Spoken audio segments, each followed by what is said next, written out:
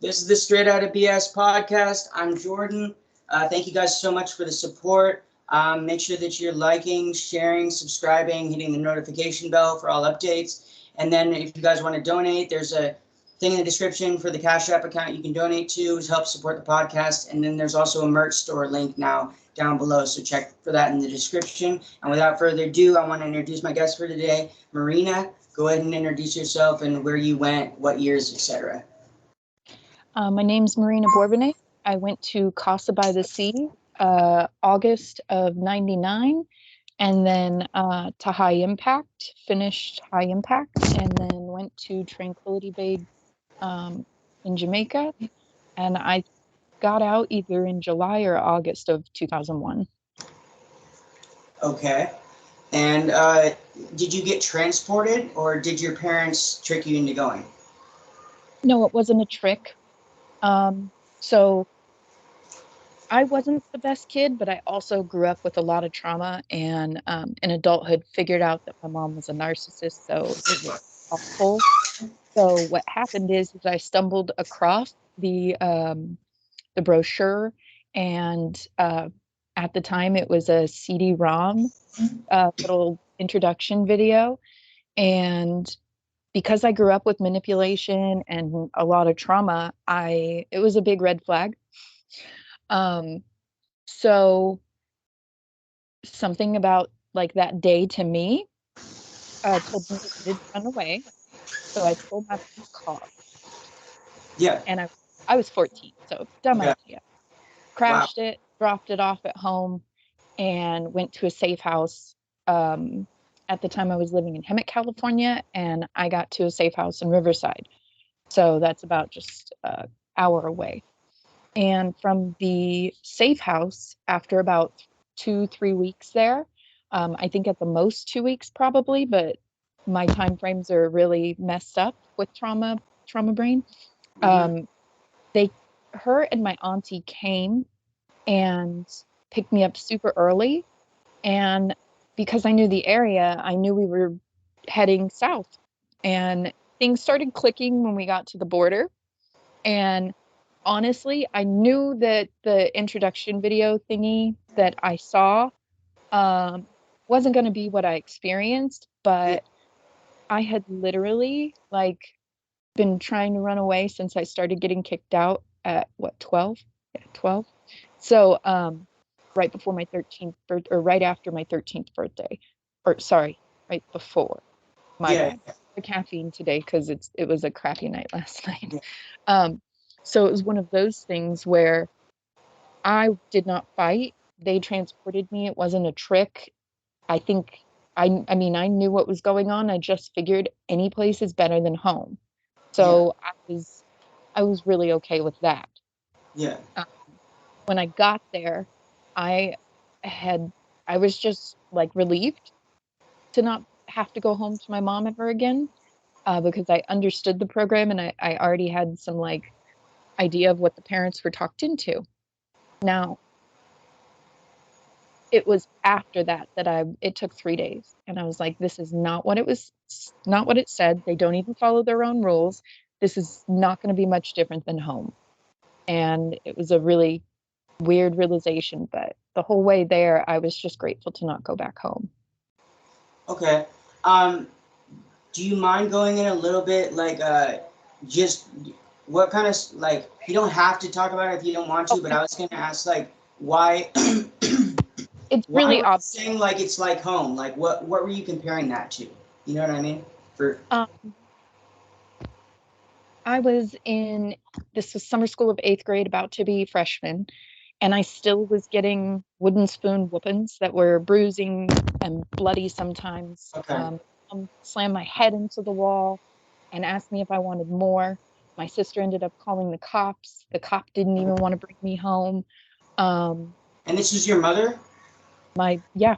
Okay. So I'll just do the easiest breakdown. Okay. So in adulthood, I have learned a lot more. As a child, I didn't know. So I didn't know that from 18 months to 4 years old, I was being sexually molested. Okay. But that situation created the child I was. So I understand now that I wasn't just born bad. Yeah. I just had no chance. Trauma that young with a narcissistic mom. So all my health problems that created, my mom ignored, medically neglected me. Everything was my fault. You're wiping wrong. It wasn't damage down there. And I didn't have the proper language for the pain I was feeling. So all she thought it was like, painful pee. No, it was physically decrepitating pain. And a lot of health problems from that situation, more by the way that she did it, Yeah. and created a lot of behavioral problems. I grew up not trusting my mom, then watching my sisters play her games so that they didn't get the kind of trouble I did. I just grew up in an environment that was super toxic and I was everybody's punching bag. Okay. So the kids in the neighborhood figured that out. So I got jumped, beat up a lot. I was an easy target, which trauma does to kids. We kind of don't intend to, but we wear it on our sleeves. Yes. So I rebelled from everybody in the house. It got really bad when I had death threats against my life at the age of 10. Okay. And my mom decided to scapegoat me and turn me into the biggest, kick the dog kind of situation where both my sisters hated me because we had to move an hour away and one couldn't graduate the high school with her friends. The other because Marlena, or my oldest sister, was mad, then the middle girl was going to be mad for her too, because if you don't do what you're supposed to do, you end up like me.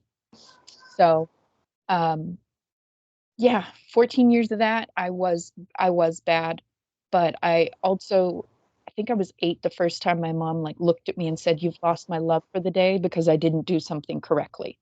Like mommy dearest type, just probably not with nearly as much physical abuse, Yeah. but still plenty was there. So I really thought that if I went here, no one was going to touch me. No one was going to put their hands on me. I wouldn't get hit anymore. Then I wouldn't have to hear that I was a horrible, no good, very bad person. I just figured anywhere is better. I'm cool with being here till I'm 18 at 14. Yeah. So, yeah, 3 days in, you realize that's not the truth. And Okay. I realized instantly it was just like home. And it was. Okay. What? First of all, I'm really sorry you had to go through that. I was raped when I was 7. My I'm parents really didn't grateful know for that. it. I really am. I'm so great. I wouldn't change a single day of my life. Wouldn't. It sucks. I shouldn't have had to, Yeah. but I think about the little girl me who got me through that. Yeah. Yeah. So Yeah. Yeah. Well, that's good that you've been able to overcome it and like do something positive with it. I want to like walk through like your first few days there. Like, what did they do? Like, I didn't go to Casa by the Sea, so I want to see like this where the similarities were, where the differences were. Like, did they go over rules with you? Did they? I can't hear you. I can't hear I you. can you hear me now? Yeah, yeah, Okay. So I don't think there were many differences. I really do like hearing that a couple other programs that were WASP associated were like I can hear how the rules got nicer as time went on. yeah, So the yeah, rules are much different. Um, I have a couple documents on my phone that show the cats and different stuff like that. yeah, And so it was all just designed to keep you where they wanted you. yeah, So if you were being too much attitude, they'd make sure that you realized you had no control. And I don't care if you really didn't have attitude, I have a resting bitch face. Okay. So yeah, I didn't mean to half the time, yeah, really didn't. yeah, So it just, everything, like seminars were the same. I can tell that as time progressed, you guys had like a couple extra ones added on, yeah, but yeah, levels were the same. In Casa, it was called R or R&R, for room restriction or something similar to that. It's been a long time. I don't really remember that. I just remember it was R&R. okay, But still had group. Um, it's just in Mexico, chores were very different than other people, I bet. Like yeah, you had to sweep the floor. Do you know yeah, how hard it is to sweep a floor? And so you could get consequented for one single speck of the floor. Yeah. and it would ruin everything. Yeah. I mean, they were just really a lot harsher back in the day. Yeah. It was in the beginning, they did not want you to feel like you could just easy breezy lemon peasy through anything. And you Yeah. saw people who got there and were working the program instantly who were treated this way. Yeah. For sure. So your first few days there, did you, after the third day, like what did you start to do? Did you start to act out? Did you like, how were you in the program? Like, did you act out? Did you try and follow the rules, got consequenced anyways? Like what? So the 6, maybe 8 months I was there in Casa, I was a staff it person. Okay, yeah. So what happened is I realized after the buddy system, my first day, which would be day 4, that nothing was fair, nothing was reasonable. There was no ration or rationale. No, you're not allowed in this study. We already discussed this. I'm on my interview. What? Is the DVD done? Yeah. Did you push buttons? Yeah. I literally did the DVD right before I started this. She's a sweetheart. She may be 11, but she's about 4 in her brain. And of course, mom told her she was going to go do something. So she was like, I'm going to make sure you have to pay attention to me a little. Yeah. And since it's only me, Yeah. I never got alone time with her. Everything was always in the hospital if we had alone time. So I have been soaking it up, but not today, please. Hold on, sweetie. Get it for you. Gotta get the remote. Yeah, the remote. Oops. Not bad. That's what I got. Just not paying attention to the button. Mm-hmm. No, you're okay. It's one of those things where that first day, when you're on your own and like you read their rules and what they're going to do for you, it's not what they do. So it was really easy for me to do the same thing I did at home. Hold on. One extra precaution. You're doing good, but remember, I'm going to start my interview now, so I need you to go and watch your movie. Thank you. So it was one of those things where the first day free, you're just like, fuck this. Well, it was for me. Yeah. I was like, I think I got a cat 2 the first day and I was in worksheets. So that is the only difference I hear with you for worksheets is I don't know if it was an every other day or every 3 days, but there was a system where for worksheets, you either had to write a 2,000 word essay or sorry, a 5,000 word essay in 2 hours. So no matter what, you knew you were going to be in there for 2 hours, or they would play these educational tapes with tests afterward where you have to answer them appropriately. And those are your only 2 options. Yeah. So a 5,000 word essay in 2 hours is a long time to be sitting in a room for something really stupid. Yeah. Yeah. When I realized that the program was no different than home, I didn't run it at all, and I gave them hell. For sure. What's the craziest thing you did? What's the craziest thing you got in trouble for? Like the craziest thing you did? At Casa, I really don't remember anything that is of significant detail. I have blocked out all my seminars mentally because everything was my fault. And to be honest, I grew up as the family scapegoat from a young age. I don't see that as my fault. Now, the way I reacted, 100%. But the initial treatment that causes a child to act out, not their fault. So I struggled with those. The craziest thing I did was I refused to do PE. They made me put my shoes on and I sat at the edge of the volleyball court with my butt on the border and the girls playing behind me, and I refused. At that time, I was being restrained so much that I could fight off the mamas.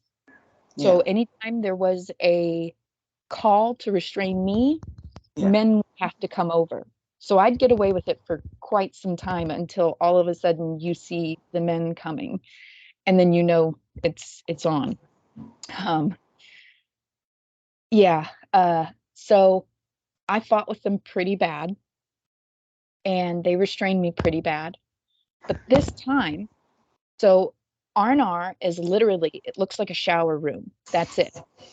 Yellowish, brownish, gold tile that with a drain in the middle, and you could see where the shower used to be, kind of thing. And so if I just refused and they didn't restrain me, let's see if I can show you. All right.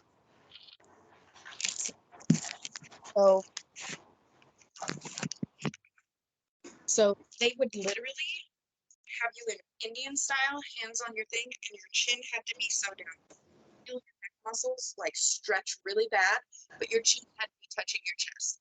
And one little thing could put you consequences in our. If you were back. Hold on, I couldn't really hear. Sorry. When you were on the couch, I couldn't hear you. So, it's all good. I saw what you were trying to show us, though. Your body was in this stress position, like yeah. for 55 minutes, you get up for 5. And that's if you were good and they didn't restrain you. If they restrained you, you ended up on your face with palms up, kind of thing. And then you had to not get any consequences for moving or for anything like that for, I think, like a day, like a couple days. And then you could be in your seated Indian style position. And then you got the option to finally go to worksheets and do your 5,000 words in 2 hours. So if you were really bad, you were really bad. Yeah. So I did not get taken to the shower room like I'm used to. Yeah. I got taken to my family house. And every red flag inside of me was like, what? Men aren't even allowed to be in these houses. What are they doing? So they laid me down in between 2 bunks, because that's what it is. It looked like a big double wide, and they had bunk beds on either side. And then there was a divider in the middle, and the next family house was over there, and there were ways to go in and out. Yeah. And so 2 families to each thing. Yeah. And they put me in between 2 bunk beds in my family house, and I was like, this is weird. So I don't know how long it was. Time frames in there were really not easy for me. Like, I don't know how many days in a row I've ever been in OP or staff watch or R&R kind of thing. So it was one of those things where I knew something was up. So the administrator for the girl side was Jade Robinson. And he comes in and he tells the mama to leave. Big red flags. I've been in really fucked up situations before that. Big red flag. So he tells me, like, he's very kind. He's like, you can get up. It's okay. We're going to talk about this because, I told you, if this keeps happening, I mean, and so he asked me to come closer. And I was just like, okay. And all I could remember is looking down and being like, I still got my shoes on.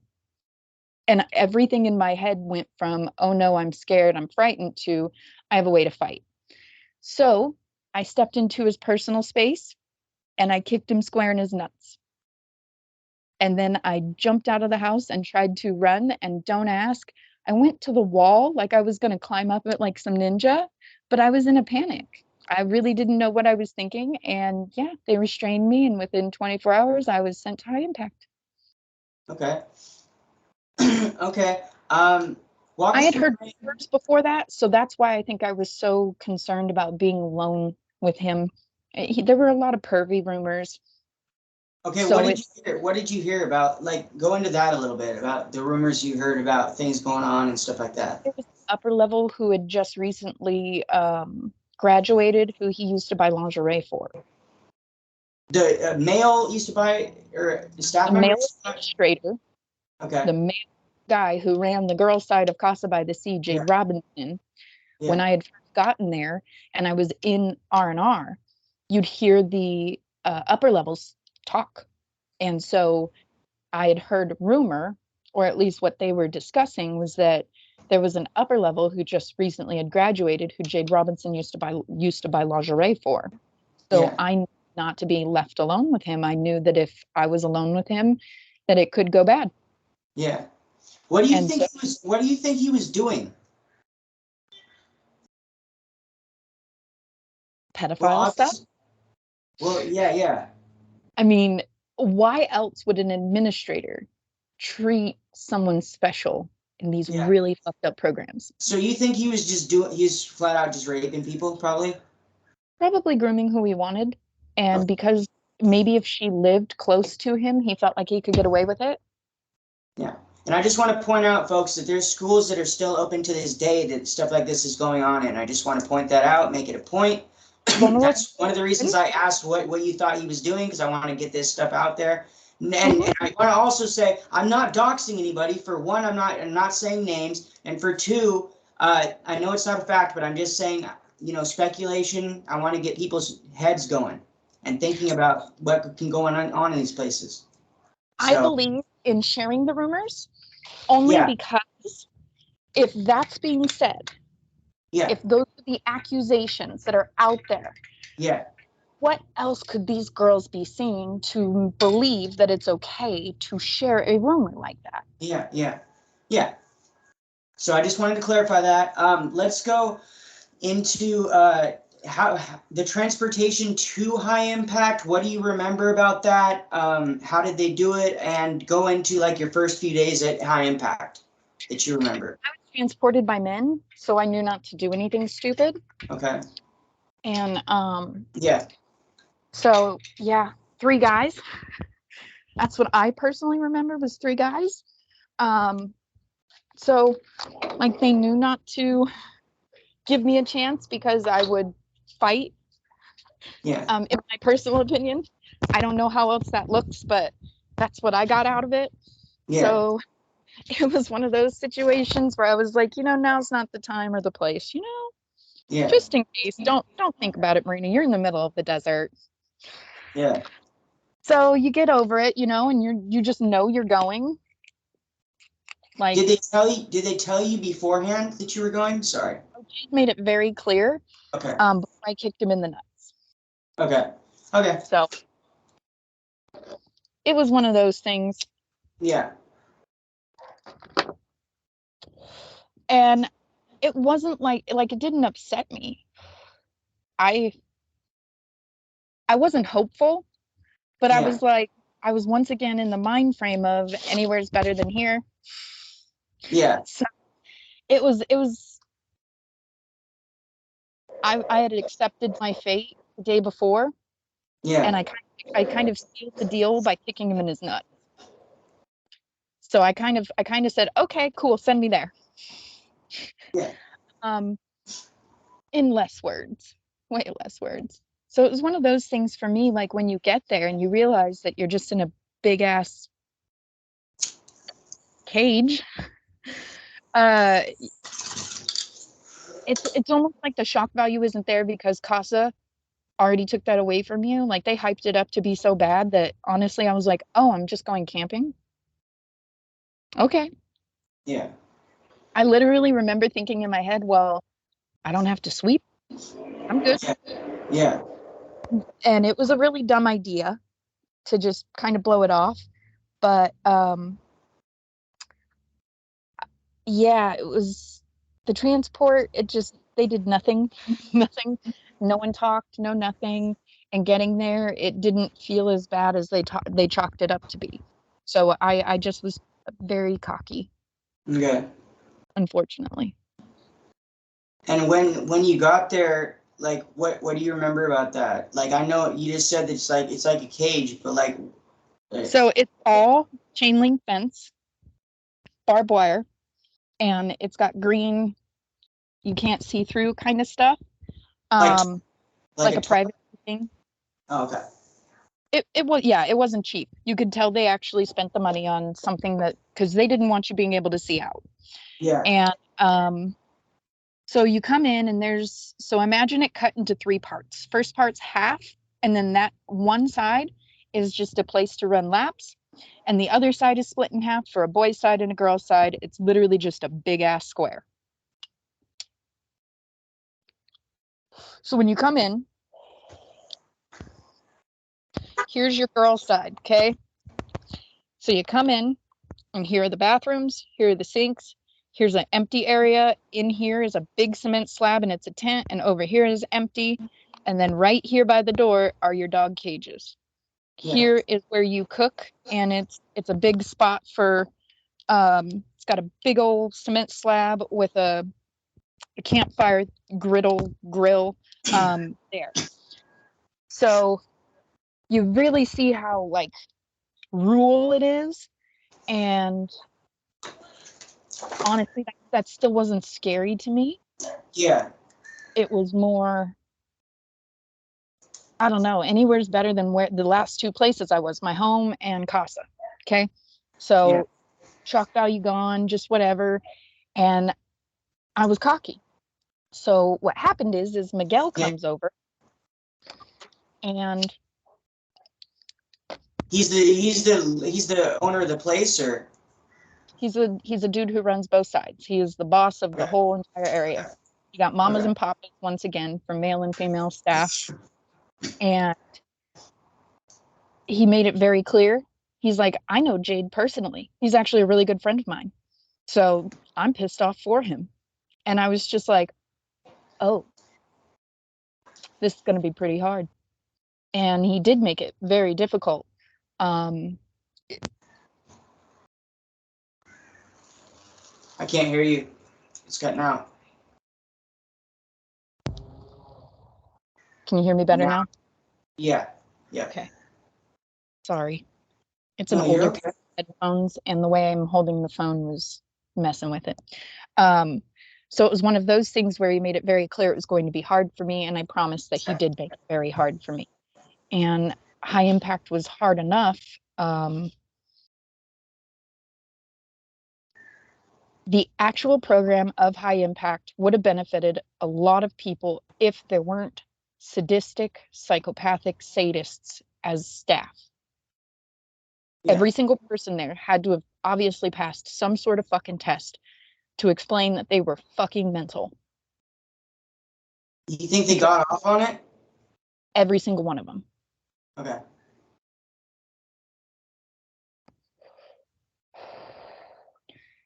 It was sick. They enjoyed every bit. They made sure it was hard every bit.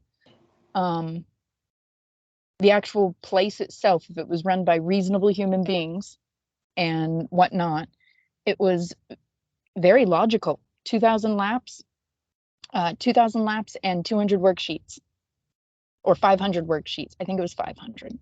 And if you were any worse, you'd start from zero. So you got to start everything all over again. It was probably my first week there that I realized that they were purposely just being hard to be hard.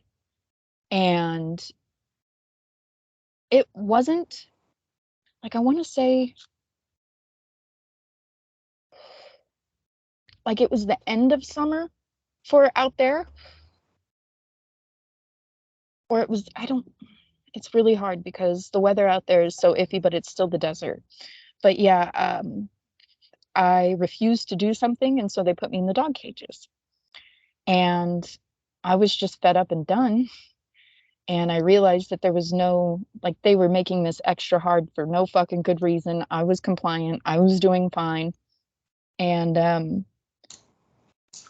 Miguel found out that they put me in the dog cages, and he made me take off my bra. He made me take off, like, just real basic, and put me on suicide watch in the dog cages. So therefore, I had to lay upside down with my head at the door opening, my hands out as if I'm like literally on a cross on the ground. And the issue with that was the dog cages were sloped down so that if it was raining and you were in the dog cage, the water wouldn't pool up underneath you. So when you put your head at the lowest part and your feet at the top, how many times do you think someone passes out? So the way that they did stuff, especially Miguel would give, like, I don't know if he'd give them commands or ideas or if they each talked amongst themselves, because I don't remember that stuff. But it was one of those things where it was pretty bad.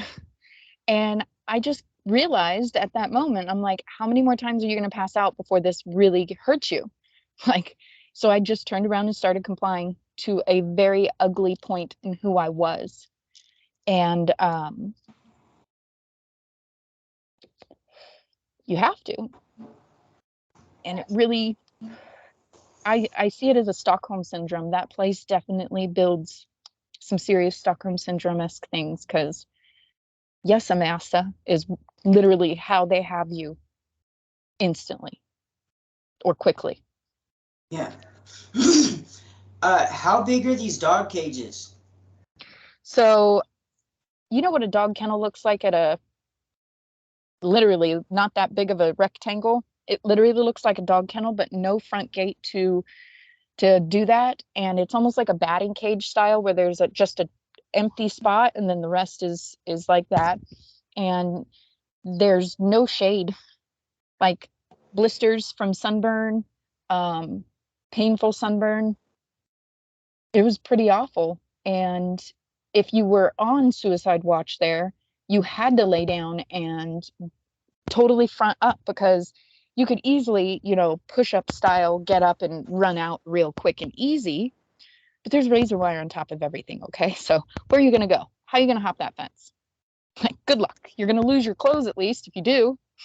Yeah. And even if you don't, I mean, you're going to get fucked up either way. So they really put it in your head that you're stuck. And the psychological part of that program is, like, anybody who was threatened to go to high impact or Jamaica, I understand why now that I've been there. But when you're sitting in that program, you're just like, whatever. Or at least I was, because I said fuck it to everything. Yeah. I think the dog cages were just designed to break you down completely and quickly, and it does. Well, that's what the mind control is about. That's what the brainwashing is about. And honestly, what? Totally dehumanizes you. Yeah. Yeah. It takes away your sense of self and your sense of identity and all of that. And I want to point out Really that. didn't even choose. You have no choices. Yeah. Yeah. And I want to point out that where there's similarities all over the place with this whole breaking people down to build them back up, but it's very prominent in MK Ultra and Monarch programming and Beta Sex Kitten programming and all of that. So it's just look into that stuff if you don't know about it already. I don't really want to talk too much about it because they look for words like this. Anyways, let's go into. That proves that the way that they did this had a success rate if they actually broke us. Yeah. Just say. Yeah. There's plenty of research out there. Yeah. Well, that's what they were trying to do. How many people were at High Impact when you were there, would you say? Or can you remember? So I had asked somebody else this since I've been out in the survivor community. I had asked someone this because timeframes were hard, details like that were hard, and this girl's brain was sharp. And she said at the time there was only like 12 of us, but then one of the sister programs of Casa and or one of the W.A.S.P sister programs actually had like 6 or 8 people. And I remember when we had a huge group of chicks come in, and it was like Spring Creek, Cross Creek, and another one. I don't really remember what it was, but it was, no, you're still doing good. You've got your toys. Please don't. I'm not done yet. Thank you. She got donuts right before I started my makeup, so she's good. She's just not used to this because I've gotten to spoil her. Yeah. So yeah, we got like, she said it was anywhere from 6 to 8. And so it got cramped real quick. And she thought there was probably anywhere from like 23 to 25 tops before I left. Okay.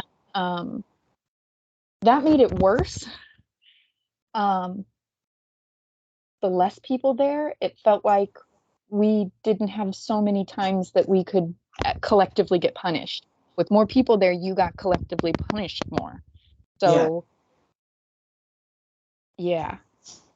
While I was there, one of the chores is you are to break wood with your foot, and you're in sandals, flip-flops, okay?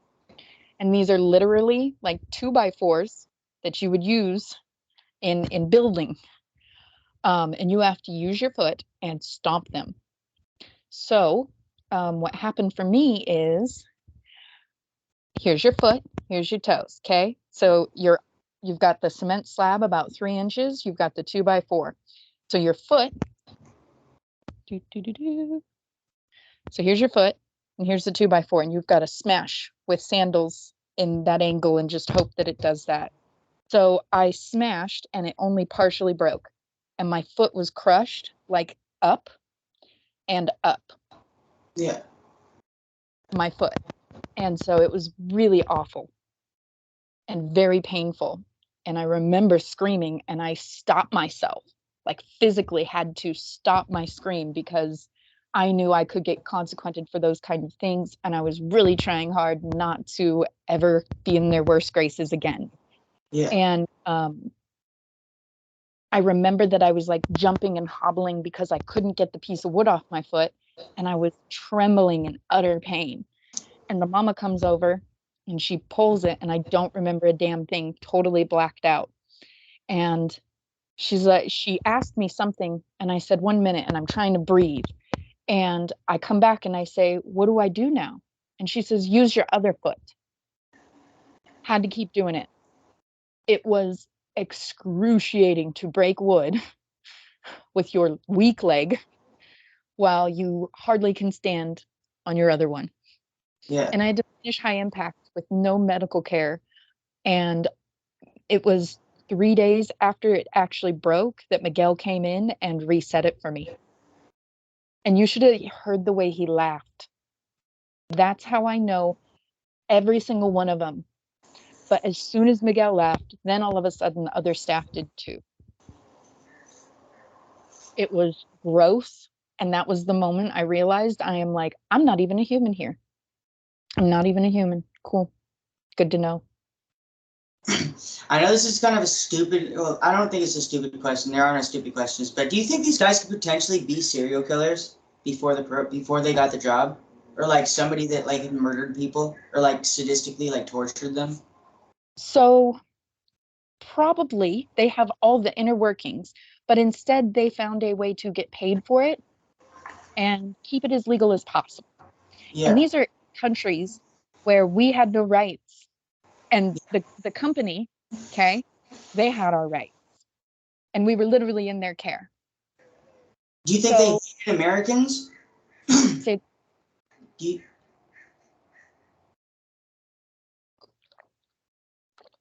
I didn't hear that question. I apologize. do you think they hated Americans? Sort of. Like I bet there Not was that some. everybody there was American, but I'm just saying, like in general, like, do you think they? You mean? Like I think they liked the money we brought in, but they didn't like the kind of kids we were. And so I wasn't this spoiled rotten brat whose mom's chore money that was in the hundreds of dollars of bills was buying me all my street drugs. I literally was selling a little weed so that I could always have 20 bucks in my pocket, because I knew all my homies smoked weed. And I knew if I had 20 bucks, I could totally hand them that 20 bucks and be like, hey, let me sleep on your couch tonight. Yeah. That was it. Yeah. And I was introduced to weed in 6th grade by a 3-time cancer survivor because she was tired of watching me puke up my breakfast every morning. Yeah. So those were my health problems that my mom totally ignored. It was an actual cancer patient who showed me pot. And I went to school feeling amazing. And I remember coming back to her house at the end of the school day crying, like, I have never been that successful at school. Oh my God. And I ate. And she was like, just come to me every morning. Come to me after school. Couple puffs, you'll be great. And that it helped so fucking much. And Yeah. that's the worst I did. I would steal my mom's cigarettes so that I could, like, once again, sometimes bribe people for a safe place to stay. I didn't want to stay at my house. I didn't Yeah. want to be around it. And so I know I was doing stupid stuff, but like it was for good reasons. And I didn't do it for dumb shit.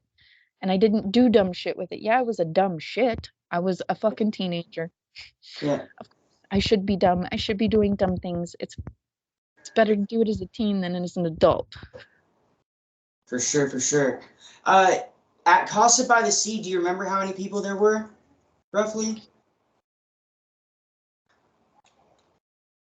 Or if you could make like an estimate, like an estimated guess. I'm going to say 6 families. And at least like, okay, so every time we passed each other, we had to say compromiso. Okay. And every time, you know, we entered and exited a place, I do believe we had to say something too. So we'd also do regular head counts. And I'm going to say that like the upper level one was about the only one that was never up to 20, but I'd say the rest were up to 20. So 100 maybe at the most. I mean, I bet it got worse and worse over time, but Yeah. Okay. And how long were you at High Impact? Do you know? I know I got there when it was still warm, but only for a couple weeks. And I know I was there for a long time. I want to say 4 or 5 months. So were you there during winter? So this is a story that I am going to tell about High Impact to make it very clear Okay. why. So there are two. So I'm going to make it very clear why I do believe that every single staff there is psychologically warped. It was winter, tons of rain, still running in the rain, still doing shit in the rain, still blah, blah, blah, right? So there was a kitten who always came to sleep in my sleeping bag, and I mean for weeks during the really rainy time. And at one night, the staff found the kitten before it got to me. And they did things to this kitten, very similar to what another guest of yours explained, but it lasted for like hours where you're listening to what they're doing to this animal. And I felt so bad I ever let it sleep in my thing, knowing I was the one at fault for it, knowing, and like I've always grown up in the church. I call myself a Christian so people know what I believe in, but I don't really believe in the Christian religion. I believe in it as a much different thing. Really a Jesus freak, always have been, always will be. And I felt so dumb for praying for this cat to just hold on, be tough and strong like I am. Just endure. And then when you're done with it, please God, make sure he's totally safe and not hurt. And it was really rough listening to what they did to that cat, how they all laughed about it. They literally put it in a bag and chucked it over the boys and girls fence like it was a soccer ball game. And you just have to sit there and listen. And these are the people who are supposed to care for you. It lasted like 4 or 5 hours. And after that, every time I wanted to rebel, I was like, you're not even a human here. At least go somewhere where you're going to be treated like a fucking human. And it breaks you to a point where you're just complying no matter what. Yeah. Like the amount of PT we had to do while I had a shattered foot, literally my leg was swelling. And it took the staff being like, she needs to bring down the swelling. We have to take care of her foot. If not, you mean, look, it's getting worse. It's getting worse. Literally, you're not allowed to brush your hair there. So while I'm soaking my foot, they actually talked Miguel into letting me have my hair brushed out. But he said I can't use anything other than just a comb. And I literally had a bloody scalp from how bad the knots were. My hair was down to my butt. And it was just as painful as leaving it in that rat's nest of a knot. And I think they just got off on how bad it hurt me. Like literally, they'd laugh when they'd see blood drip. So these are really awful people. The second story I would like people to know about High Impact is I make the statements I do about Miguel because when we girls would be showering, he'd always be in there. And I can't tell you how many times I forfeited my shower to stand there naked so he couldn't see anybody else. He knew I knew. He knew I was not stupid, and he knew I kept my eye on him during that. And I think he hated the fact that I was there, and I obviously saw something in him. And I took action. You only have 2 minutes to wash yourself, and I wouldn't. I don't care the consequence. Miguel's in here. I'm not going to let him sit here and look at all these chicks. Nope. I don't need to wash my ass crack. I'm fine. Yeah. It's that place. Anybody who went to High Impact and went through what we went through, we understand what it's like to be treated like you're not a human. For sure. So what made them send you to Tranquility Bay? Was it you graduating? Yeah. Are you ready for that story? Yeah, what? So you finish your laps and you finish your worksheets and they make you an upper level.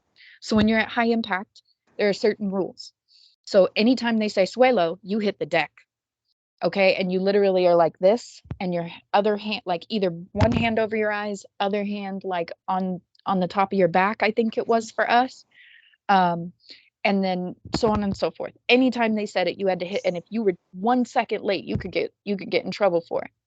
So as an upper level, I guess or they called it, I had to stand in a corner and watch to see if anybody looked up, because you weren't allowed to look up. You had to keep your chin to your chest at all times.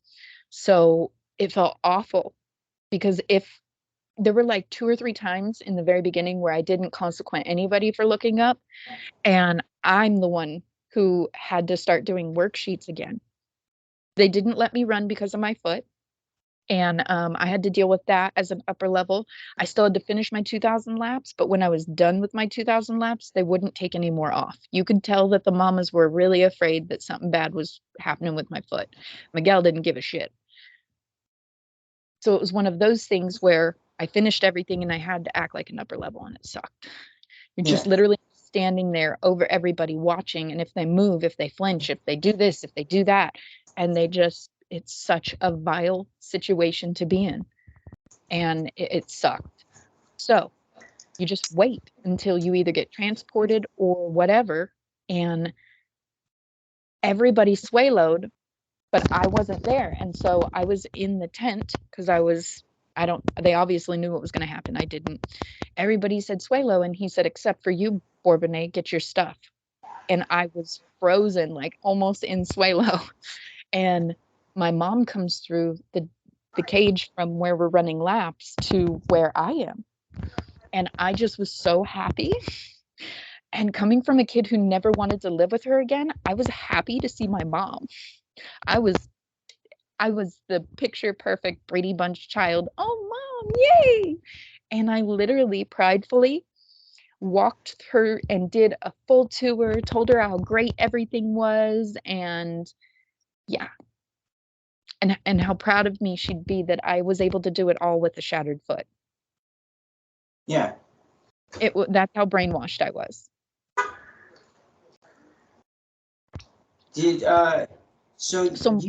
Sorry.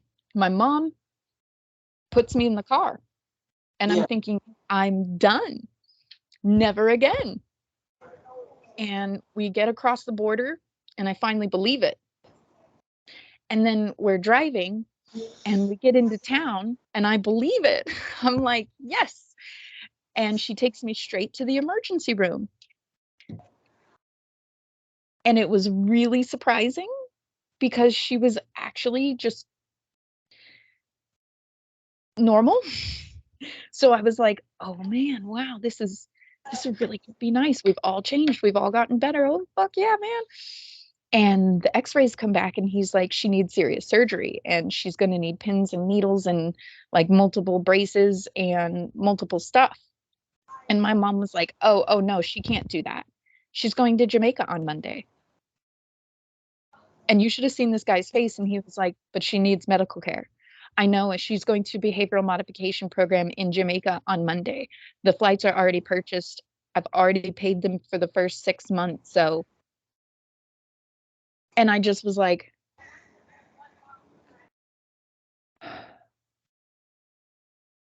okay, cool. I'm going to Jamaica. Cool. Literally drove all the way to LA to have Easter Sunday with my sister and her grandparents, because they figured if I wasn't in our town, I wouldn't run away. And I know it sounds really shitty, but because I had already seen that video, I knew that an exit plan was to Miami. And so when my mom straight up said, no, she's going to Jamaica, I'm like, sweet, when I'm 18, I won't be released here in California. I actually be in a totally different state, totally different everything. I'm cool with it. Once again, I just didn't want to be around this woman. After hearing that she was not going to let them take care of my foot, I was cool with it. I was like, peace, cool, whatever. Yeah. And I was just really, I didn't know what Jamaica was, but I knew it could not be anything like High Impact. So I took the flight with her. I didn't fight any part of the way. The jungle ride was, it makes it like, it definitely builds up how isolated you are and how really it puts a lot into perspective about what you're about to go to. And it reminded me of how desolate it was to go to High Impact. And I was like, how much shit are they getting away with? Okay, well, we'll see. I just got to make it till I'm 18. And I was 15 at the time. Okay. Let's see. Do you, fuck, I just feel like my brain just like, I have something to say. yeah, So, remember how I said Miguel made it very clear that he knew why I was there? yeah. So, JK was the administrator for Tranquility Bay, and he made it very clear that he knew exactly why I left Casa, exactly how I was at High Impact, and he made it very clear that things aren't going to be the same here. You're not going to be able to get away with any of that. And I did not get a human buddy, okay? Or sorry, a human buddy, a kid buddy. I did not get a child or a minor or a upper level or anything as my buddy. I got a 375-pound Jamaican woman who was probably 6'6", and her name was Mama Precious, and she was my buddy. And it instantly, I was like, oh, great. We're going to start out just like we did with such a disadvantage. Okay, cool. Fuck this. And I went right back to the staff it mentality. And they didn't even give me 3 days to get used to the new program or anything. And they gave me a lot of shit because I came from High Impact. You come from them, Pitney. You could do this. You got better than this. No, Mama Precious. And she got off on restraining us. I'm not the only person who said that about her. And I understand she's dead, but I'm not speaking ill of her. I'm speaking honestly of her. Well, if she's a shitty person, then fuck her. Honestly. I'm respectful Yeah. because there were some people who would hug her. So obviously she was good to some people, but I watched my mom do that to my sisters, and I know how awful that was. Yeah, but what you do behind closed doors, in my opinion, shows who you truly are. So yeah, I was just right back to the staff it, fuck off. And I will be very honest that in Jamaica, OP for observation placement, I felt safest there. The kids couldn't, like, if you were an OP, you couldn't go to group. So guess what? They couldn't attack therapy me. Okay. It was awesome for like the first 6 months until they figured out that I liked OP, that I was okay with it. And I mean, there was a time I was there for weeks in observation placement laying on my fucking face. It was horrible. I've had tons of injuries from Mama Precious restraining me. Eventually, I figured out how to be stronger than the female staff. So once again, it was right back to the male staff have to restrain me, and they have really fucked up my body. Yeah. Do you have you ever thought about pressing charges on anybody? International law. International law. And you want to explain what that is for people that don't know? So there are human rights violations. The statute of limitation for human rights violations is a real thing. So I could sue them in court. Not sure how, you know. I would love to, because I literally would sue Jade Robinson, Miguel, and JK. I feel like the staff just did what they were told. I think those guys who made it very clear to me that they were running the show should have to, out of their pocket, pay for everything I've had to deal with. And that includes the 7.5 years of therapy I've been in, independently, when I finally chose to. Yeah. Yeah. What do you think was worse, Tranquility Bay or High Impact? So first worst would be High Impact, second would be Tranquility Bay, and third would be Casa. Okay. I think all three of them were as physical with the restrainings for everything. Like one time they were pressuring me for time on an essay, and they kept bringing it and pestering me, and just like this really hazing style bullying of the staff, making it clear to me that I'm running out of time. And I lost my shit. Like, I reacted violently, honestly, and I could have controlled myself better, but it was one of those moments where you're just like,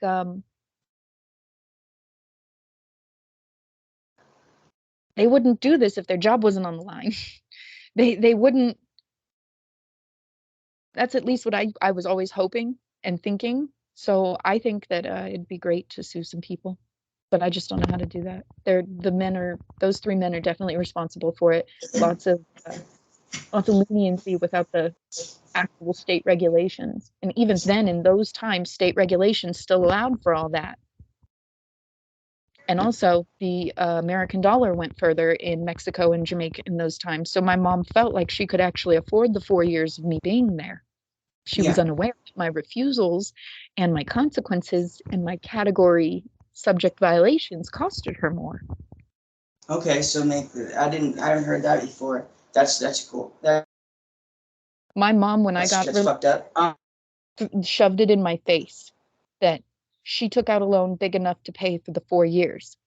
And she's in bankruptcy now because all my bad behavior made 4 years worth of schooling last only 2. Well, karma's a bitch. Like I say karma's a bitch. I told her something very similar. I'm like, oh, well, you get what you paid for. Yep. Let's see. Did they feed you in OP when you were in Tranquility Bay? Did they feed you still? So in Casa, I know the meals were different. Okay. But in OP, like, they'd bring you your food. So it was, you just ate there, and you literally never got out of that room. So you were the first one to be woken up. You were literally in the shower while everybody was doing head count. And then you literally had to go upstairs, make sure everything was good, and no one could look at you. Like, you couldn't look at anybody and nobody could look at you. You were literally under a sheet. Black Cloud. Did they call it Black Cloud? I don't know. In Jamaica, it's patois. So I really don't remember what they'd say, but like literally, I couldn't look at them. They couldn't look at me. They would get consequented if they looked at me. Yeah. And they kept you very segregated. And I'm going to be honest, I loved that. I was safer in OP than I was out with everybody. Did you just any crazy stories from any of the places that you want people to know? Any crazy, like, what do you want people to know about these places? So I was somebody who talked to the girl who jumped right before she jumped in Jamaica. I witnessed what happened to make them put up the bars.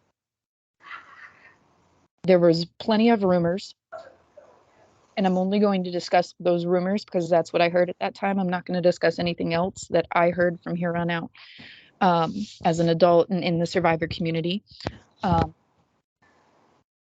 Every time I get on a step stool, just 2 steps up, so maybe a foot tops, I see her face, I see what she looked like, and it really sucks.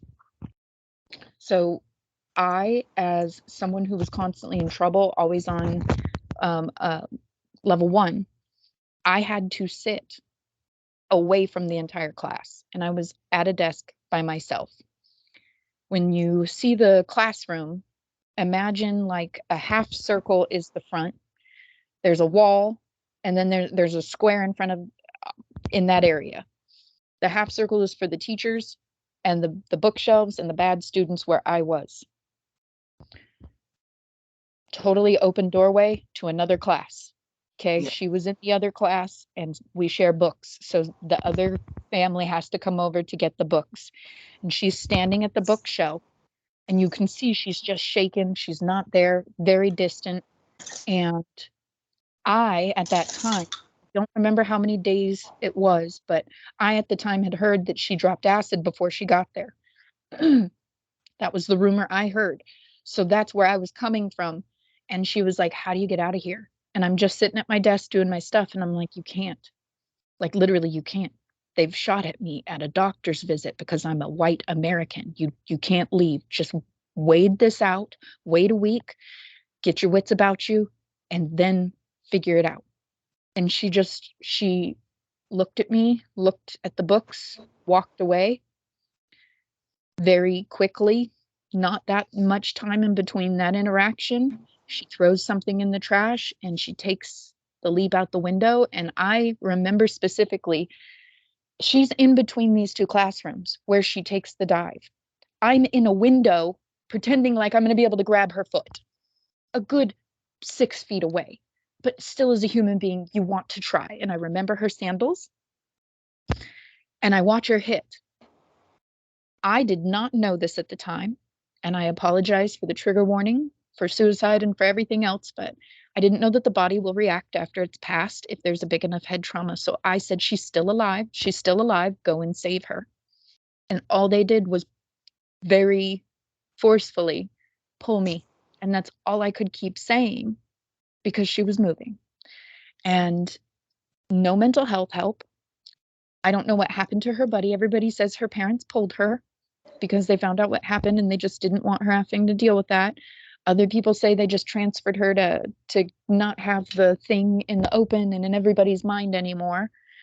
But I watched the girl in OP have to scrub her blood off of the courtyard. How far did she fall? There's a courtyard with a fountain in between or in the very front so that cars can do a U-turn. You know what I mean? A big circle.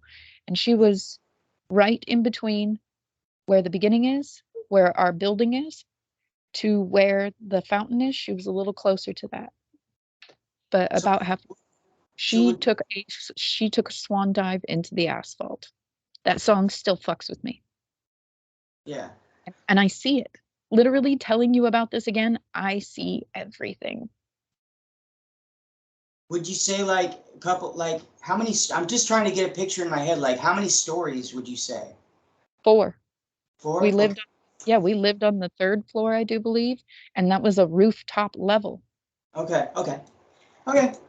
I just And wanted I, to, it may have been 3, but I really think either 3 or 4. even one is going to do some trauma. So yeah. Let's see. No help, Yeah, none no, whatsoever. I and she literally got survived that, correct? like in group. I got scolded for trying to go out the window to help her. Like I don't remember who it was, but someone was like, "That was really unsafe. Like, why isn't she in staff watch for suicide?" Because anybody who does that and just getting called out for stupid stuff because they feel like if they do, it's going to get them further. And I don't fucking blame them. Yeah. The second awful one was so you had to drive into Kingston to get medical care, and it's a very long drive. And in Kingston, we got shot at. And I was having severe bladder problems from the trauma I had that I honestly, at that point in time, had no mental recollection of. I was in the urologist's office, and I'm 5'6", okay? And at that time, I was much shorter, so probably like 5'1", 5'2", maybe 5'3" tops. And this huge Jamaican man doing very invasive things, doing the imaging and whatnot. And he's like yelling at me for not remembering. He's like, "Who hurt you? Who hurt you down there?"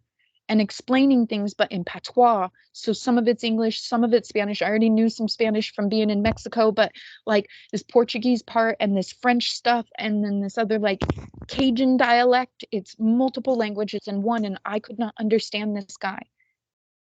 And literally, I remember just being so, the whole ride back to the facility is hours. So I'm thinking in my head, and all I can remember is something happened and we stopped going to that babysitter's, and my dad, who was there at the time, was watching me. He had shattered 7 vertebrae in his back, so he was in a full body cast and couldn't take care of us physically, just couldn't. Mhm. And couldn't take care of 3 little girls. And so that's why we went to the babysitters. One day the babysitter wasn't there and my dad started taking care of us. And all I have are memories, of my dad waking me up first and always telling me to put my underwear back on. So I shared about that in group and thinking maybe that has something to do with it. Maybe that's why he yelled at me, and maybe that's what happened. And this girl got up in group and explained how I wasn't taking accountability for putting myself in that situation at 4. I responded violently. I attacked her in group. In our group at the time was literally done in your family rooms. And it was awful. And they slammed me down the stairs after doing that to her. But that was attack therapy. Yeah. Everything's your fault. How is a 4-year-old held responsible for a memory that she can't even remember? Like, I just keep having this dream. Maybe it's this. And I remember how gross it felt. So maybe, maybe that's that. And no one cared. No one fucking cared that I was regaining memory about something that honestly wasn't even related to the abuse that I 7.5 years of therapy figured it out, that it was just the first thing I remembered was flashbacks of what had really happened. But I was 4 and I didn't comprehend it. And I linked it with my dad because it was a male who was doing it at the babysitter's house. So of course I'm going to be disturbed being woken up by a man. Yeah.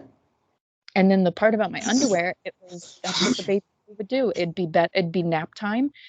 The babysitter's son would come in and he'd take him off. I was still in diapers when it started, so I remember times when I was naked in a diaper running out to this area where she kept her horses and the doghouse was, and I'd hide in the doghouse with my ripped diaper. Like my sisters admitted a couple years ago about how that was so normal that they never thought to tell mom about it because it started happening like almost immediately after we got there. And so they never saw it as weird. That's how it always was, all the time. She's like, we would be surprised if it didn't happen. And so being told that that's my fault, okay. And I lost my shit. I really did.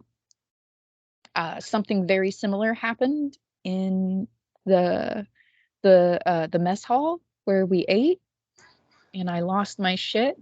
And I think I caused one staff to quit because of me. She was making a breakthrough. She was treating me like a human. She was a really awesome staff, Miss Ebanks. Freaking loved that woman. First woman to ever treat me like I was a human being. Like, she treated me better than my own mom. And I did a lot to make her happy instantly. That was the way that they made it work.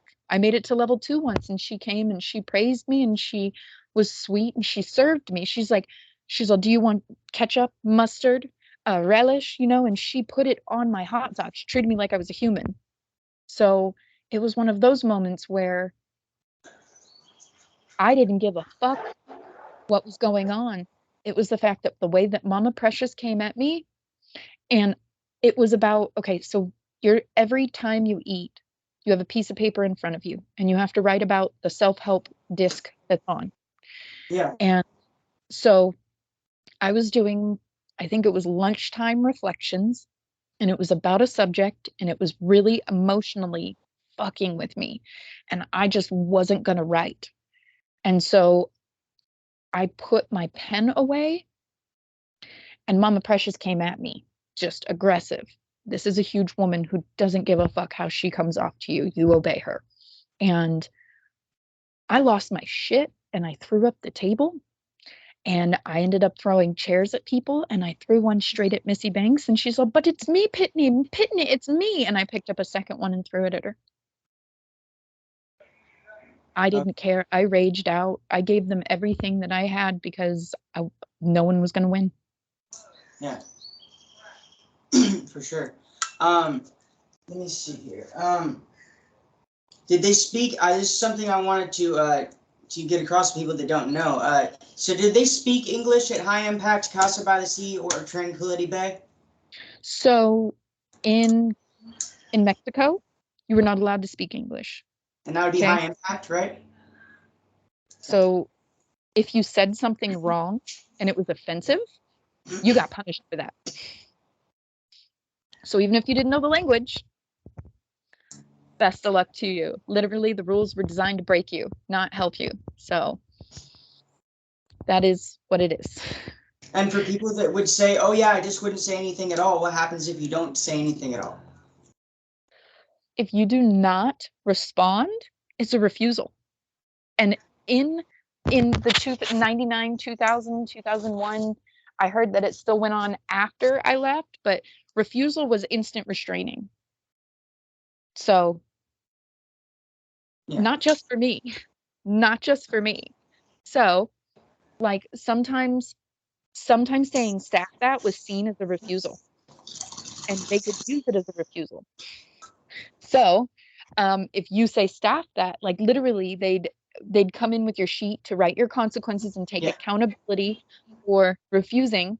And I got in trouble. Like one day, I think I had like 12 that I needed to rewrite, or they were all going to be upgraded to a cat, like something for refusal, because I wrote so snarky on them that by the time they made it down to my family rep's office for her to charge my mom for them, she came up. It was nighttime, and she had a clipboard with like 12 probably. Okay. And she's like, "If you don't rewrite these right now." And I was just like, "Oh, shit." So I did the best I could, but I still ended up in trouble for it. Yeah. It was really mind fucking. Like every single staff on every level, including upper levels. And there were some good ones like you. I had one who would always try really hard. Like she'd even be like, "Bourbonnais, I know it's hard. Just do it. Just do it." And I get it. Like I bet she was really tired of watching what they did to me. Yeah. Do you feel like your mom didn't want you like at home, and she kind of just like sent you to the program to get rid of you type thing? Or like did you ever feel like your mom didn't want you? She didn't want the state taking over. It would make her look like a bad mom. So she decided to take matters into her own hands. And okay, later on, I've tried to get therapy with my mom. Okay, so my therapist refused. And this one lady only saw us twice because within 2 visits, she said the same exact thing my therapist did. "Your mother is an actual narcissist. And if you let her go to therapy with you, she is going to find a way how better to manipulate you. She is going to use the therapy tactics as a way to manipulate the control and all that other stuff that she's been doing this long, all the gaslighting, all the verbal abuse that you take." I'm being really honest. I refuse, is what the lady said, to do anymore. She said, "What I will do is I will counsel you on how to handle her, but I refuse to see you guys together." And I saw it as my mom did not want the state to take me because then it'd make her look like a bad parent because I got taken by the authorities. And so she assumed that it was going to be all gravy. But the fact that she didn't talk to me, I think she was really okay with that. I was out of sight, out of mind for her. It did depress her because she no longer could find another scapegoat. My oldest sister had moved out and she was the golden child. So the lost child was all by herself. And since the golden child had left, the lost child, my middle sister, became the golden child. So there was no way she could turn around and start mentioning how awful her new golden child was. And so because she didn't have a supply of the scapegoat to beat up, it really depressed her. And she didn't find a replacement until I got back. And then all of a sudden, I was back and she was back to her tactics and she was doing awesome. So you learn real quick that she was going to get rid of me, but in her own controlling way. And I do find it so ironic that literally the programs were no better than home. Let's see. Is there anything while I'm thinking? Is there anything more that you want to like? I know you have some other crazy stories from these places. I know you do. Like the other kids who were as crazy as me, I tried not to bother them or mess with them. I mean, I got in trouble for note passing with my bestie up there because we were both lower level, and it was pretty This smooth. was at sorry. This was at where? Tranquility Bay. Okay. Actually, got us both in really big trouble for this. We had a book, and we'd write in highlighter so that it didn't look weird, and it wasn't easy to see. And then we would rip the page and put it in the trash. And it was just dumb stuff like the Powder Puff Girls. We had a long conversation about certain episodes. Like it wasn't even run plans. I was so bent that we got caught and we weren't even making run plans. We were just talking. Yeah. Talking without getting consequences. But yeah, a lot of crazy stories where it's just, I mean, what's the point in explaining to people the violence? Yeah. Yeah. Like how many times they dislocated my shoulders in Casa, High Impact, and eBay. How many times things have been dislocated and I've had to go to the subpar, probably like the lowest of the low certifications for a nurse. If they're certified. I mean, I didn't even have one. Miguel literally reset my foot. So how is your health today? Like how is your leg? How is your foot? Like how's all of that? Like so shoulder wise, like that hurts. That hurts. So I would say I have like 20% range of motion for how much before it physically hurts. Going up, that hurts. Shoulder, elbow, knees. I have a really bad hip from it being dislocated. I actually have a really bad spine injury from this one time Mama Precious just landed on me. So how they restrain you is insane. This is at Mexico, both in Mexico and Jamaica. I'm going to show you because I feel like no one has ever properly depicted this. okay. And it's a baby doll, so it might break some people's hearts. Okay, give me a second.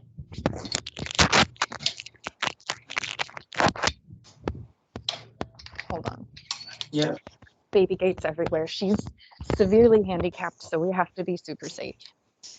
It's all good. Rather be safe. My other kids handle it really well. I'm super proud of them. That's awesome. So here's the baby, right? Yeah. Okay, so imagine this is a human who's a teenager. They literally put you on your face and they are shoving. They take your arms and they put them behind you like this, and they push them up. You know how many times my hands touched the back of my head and there was no more room and they still were pushing. Okay. At this simultaneously, they take your feet and cross them and push them down like this. So imagine someone hogtied, but instead it's stress positions. That is what they do to your physical body, usually 2 to 3 staff, each one on their own part. Mama Precious, like this, 300 and some odd pound woman, boom, literally had to deal with physically recover. Like I was in staff watch for weeks because physically I couldn't do shit. That's how they helped you heal. They just made you lay there. Like when I got out, I had a callus on the bottom of my chin that a dermatologist. So I was 16 when I got out. I was 19 and I still had that callus. And I started getting dermatology help for that callus in juvenile hall. So it was, oh God, I'm okay with the prison system here. I will probably forever be okay with juvie, jail, and prison probably, because nothing is like Mexico and Jamaica. For sure. I can definitely see why you think that. But yeah, physically my body is shit because I went through 30 some odd years of trauma.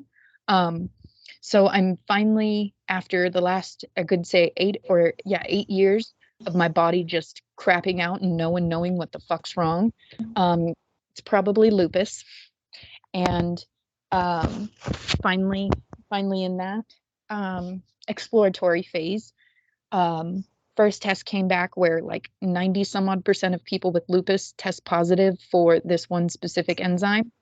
And now lupus is being linked to autoimmune problems that are due to stress, due to a lot of trauma. So it is a very genetics, which is already in my negative, plus all the stress. I've probably been dealing with it my whole life. Yeah. That's So great. that's what stress does. So Yeah. from the very beginning, I was 18 months old, and that's my brain didn't develop fucking normal. My social skills, my emotional, social, everything. I was literally raised with psychological and love warfare. Like my mom used love as a weapon. And then these programs were no better than home. I just knew that I wasn't going to be told they didn't love me for acting out. So to me, they just were disappointed in me and I was already disappointed in them. So what the fuck did it matter? There was no more obligation. For my mom, I tried hard. My dad died when I was 12. So I tried hard after that I only had one parent. I've got to do the best I can with it. Yeah, for sure. How is your relationship with your father? Was your father? So my dad was on drugs. He had his own traumas. So he self-medicated. Yeah. And it wasn't until he passed away that I figured that out. I was already one of the boys by that time, so I understood what drugs were. So when we were cleaning out his apartment and my mom said, "Don't open this, just take it out to the trash." Of course, I opened it and I knew what everything was. And I was like, that's why I never got to see my dad. He was on drugs. It wasn't my fault. And literally, like a lot of my issues that I had with my dad were absolved. It still broke my heart because he was a Disneyland dad and he lived in San Diego. So we always went to Dog Beach. We always went to like kids museums and did stuff. Every single Jurassic Park that came out before he passed, we saw it in theaters. He treated me like a fucking princess. So me and my dad were great until he passed, you know? I had to deal with the spiritual side of losing my dad and all the other fucked up stuff I went through because I thought my dad was going to like take custody of me and save me, and then he dies. So And that was and my how old were you when he died? Like, was this before the program or after the program? before the program. Okay. Okay. I had no more hope when he died because he was my exit plan. He was how I got out of this situation. I Yeah. literally was every day being treated like absolute shit by my family because my sisters were pissed that we moved. It's all Marina's fault. Yeah, yeah. Some cholas said they were going to kill me. And they Yeah. probably would have succeeded because you guys watched them jump me multiple times and never came to my aid. Just literally turned around, ran home, and didn't even tell mom. They probably were going to succeed at it if they really wanted to. So, yeah, we had to move. Thanks for defending me. Thanks for protecting me. Thanks for doing your sisterly duty. Haven't forgotten it. On top of the decades of being treated like shit before that. Yeah. And my mom allowed it. My mom incentivized it. My mom said it too. Yeah. Literally, my whole life, I grew up unloved. I grew up unsafe. I grew up not trusting anybody. The program was no different. For sure. So you were at Tranquility Bay for 4 years? No. I was at Tranquility Bay probably almost a year, and I was Okay. pulled. My mom ran out of money. Okay, your mom ran out of money. So did she come and pull you? Nope, I took the flight back all by myself, and I was really pissed so they don't give you a ticket.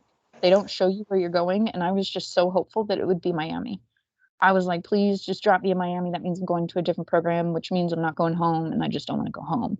And I'd fallen asleep on the plane, so when I got woken up, I was like, where are we? And she was like, LAX. And I was like, fuck. Okay, great. Whatever.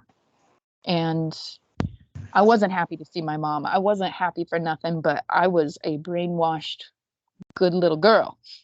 Yeah. I was a yes, sir, yes, or yes, ma'am, of course, ma'am, yeah, because I always, every day, I feared she was going to send me back. Yeah. Did you ever fall in? I'm really curious. Did you ever fall into like hard drug use? Any of that? Like, no. So my whole childhood, I grew up watching my aunt on heroin. Okay. My other aunt who was in AA for like 20 some odd years, when it clicked that my dad was using drugs, and that's why I never got to see him. Like the only time I got to see him was summer and for a weekend if my grandpa called and asked about me, then he'd clean up and I'd get a weekend with him. So it was not that often. And my uncle who scapegoated me also along with my mom and my grandma, you could tell it was a generational thing. They this whole entire couple of generations grew up this way, and it was just normal. Everybody was cool with how they did this family cycle of the one parent who was really awful and the kids played along with it because that's how they got her love and acceptance. So I grew up watching my uncle who was on meth, his girlfriend who was meth and heroin, my uncle who drank like a frickin' fish, my uncle Ellis. I heard drug stories between him and my dad. My mom was a bartender, so she came home drunk a couple times. My other auntie on heroin, and when we had to watch her kids so she could get clean, and how such a mom she was after that. Like I grew up and I said, that will never be me. And I'm going to be honest, as a kid, something bad would happen to me. And I would tell myself from a very young age, and I credit this because my mom raised me in the church. So I had this book in front of me telling me how to be a good human. I had all these people talking about it and quoting it and saying this is what you have to do. And I followed it. I still was a good person. So every time something bad happened to me, I was like, you know what? I'm not going to do that to the next person. I'm not. Because I started seeing as a young kid, that's what would happen. My mom would do it to me, and my sisters would do it to me, and I should just join in because it'd make me feel better. And I would have to fight my reaction to want to do the same thing because I had made a promise to myself, because I was all I had, that I wasn't going to be mean like them.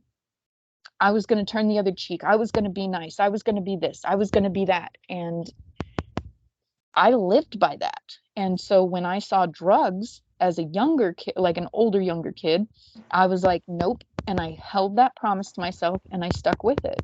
I will say that there's been, I wouldn't call them benders, but I don't know another way for it where I'm going through a lot. So yeah, I'm drinking a little more. There are times in winter when I will drink just to get rid of my pain because I refuse to take the pills. I don't mind. I know. Did you finish your snack? So I can't be on hard drugs with a kid who has to wear a helmet because she's got grand mal seizures. I can't be on those. So I've said no to a lot of their stuff that probably would help. Say hi. You said hi for a little bit. Let me check your bowl. I'm gonna get you some more. Can you sit down real quick? 1 second. Yeah. I had to hide the goldfish because she figured out how to get into the kitchen. Yeah. So they're in my room. So yeah, I've refused a lot of medication because so they think I'm an addict, and I'm like, no. If you guys aren't going to admit me, I can't have your drug and then go home. You know, no addictions here, but I just want to let you know, like, I can't be on them long term. I don't want my kid taken away. Because I've seen a lot of my friends lose their kids because they are on prescribed drugs and they're not handling it well, and they can't handle the responsibilities on it. So growing up is watching that, you change real quick and you're like, nope, still not going that route. Now I see these people exiting reality and escaping. Yeah. And I know that would have been awesome. I ended up with 2 baby daddies, both with alcohol problems. And another one, like, one's got alcohol and drugs, and the other one's got alcohol. Get that out of your mouth. You have a chewy. And then here. 1 second. Yeah, you're good.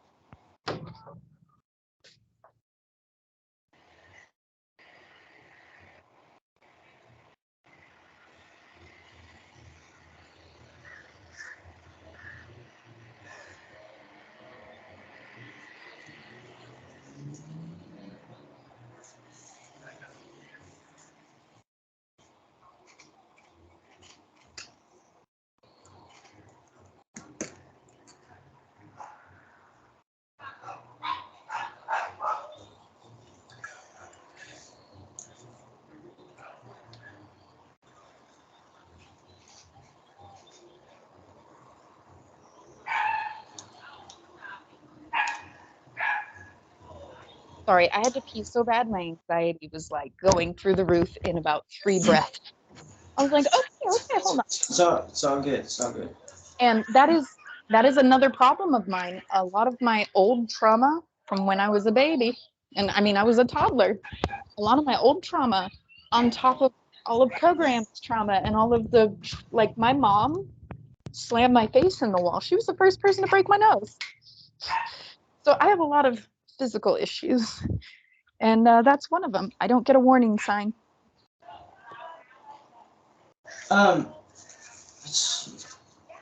So after you got out, did you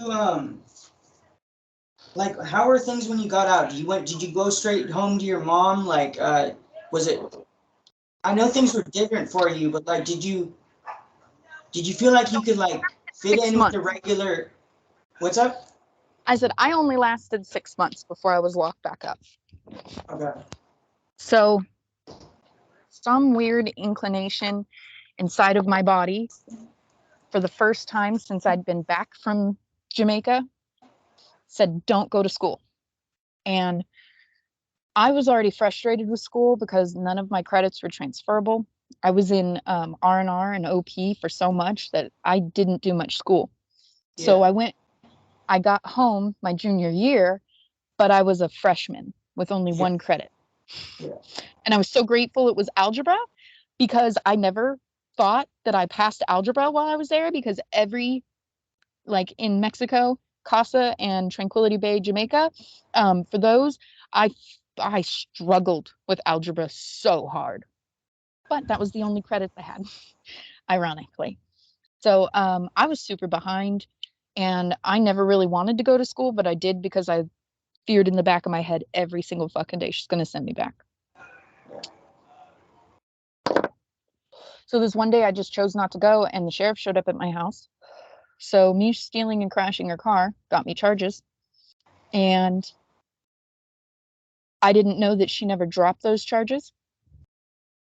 And so Did you steal her car? Mhm. Oh, okay. Okay.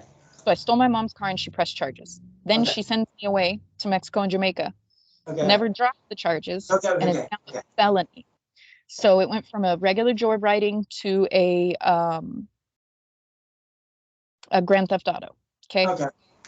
My best friend at the time called me to let me know that the sheriff explained that he knows that she is my best friend. He knows that I'm back in the country, and he knows that she knows now that it's a felony if I'm found with her, and that she'll be in trouble for harboring a fugitive.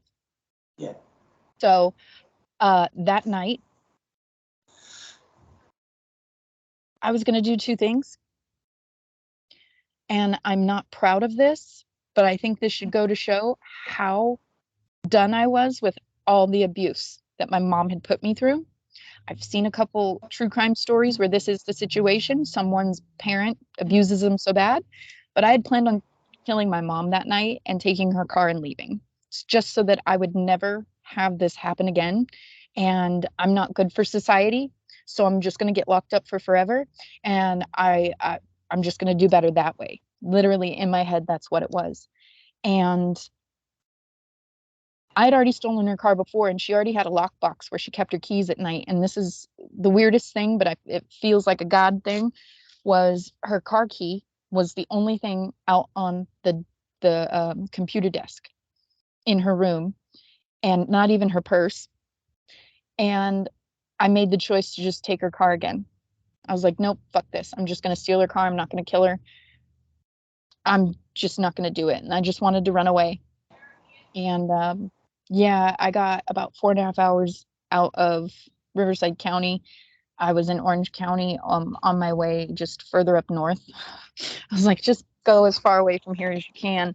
And I got pulled over. And so it turned into 2 felony GTAs. So I was sentenced to 8 years. And she literally showed up and was like, throw the book at her, judge. So once again, another point when my mom literally looked at me and was like, I don't give a fuck about you. But because she was the victim, she was okay with the state taking me finally, because she was the victim. Yeah. So did you, for those 8 years, like, did you accomplish,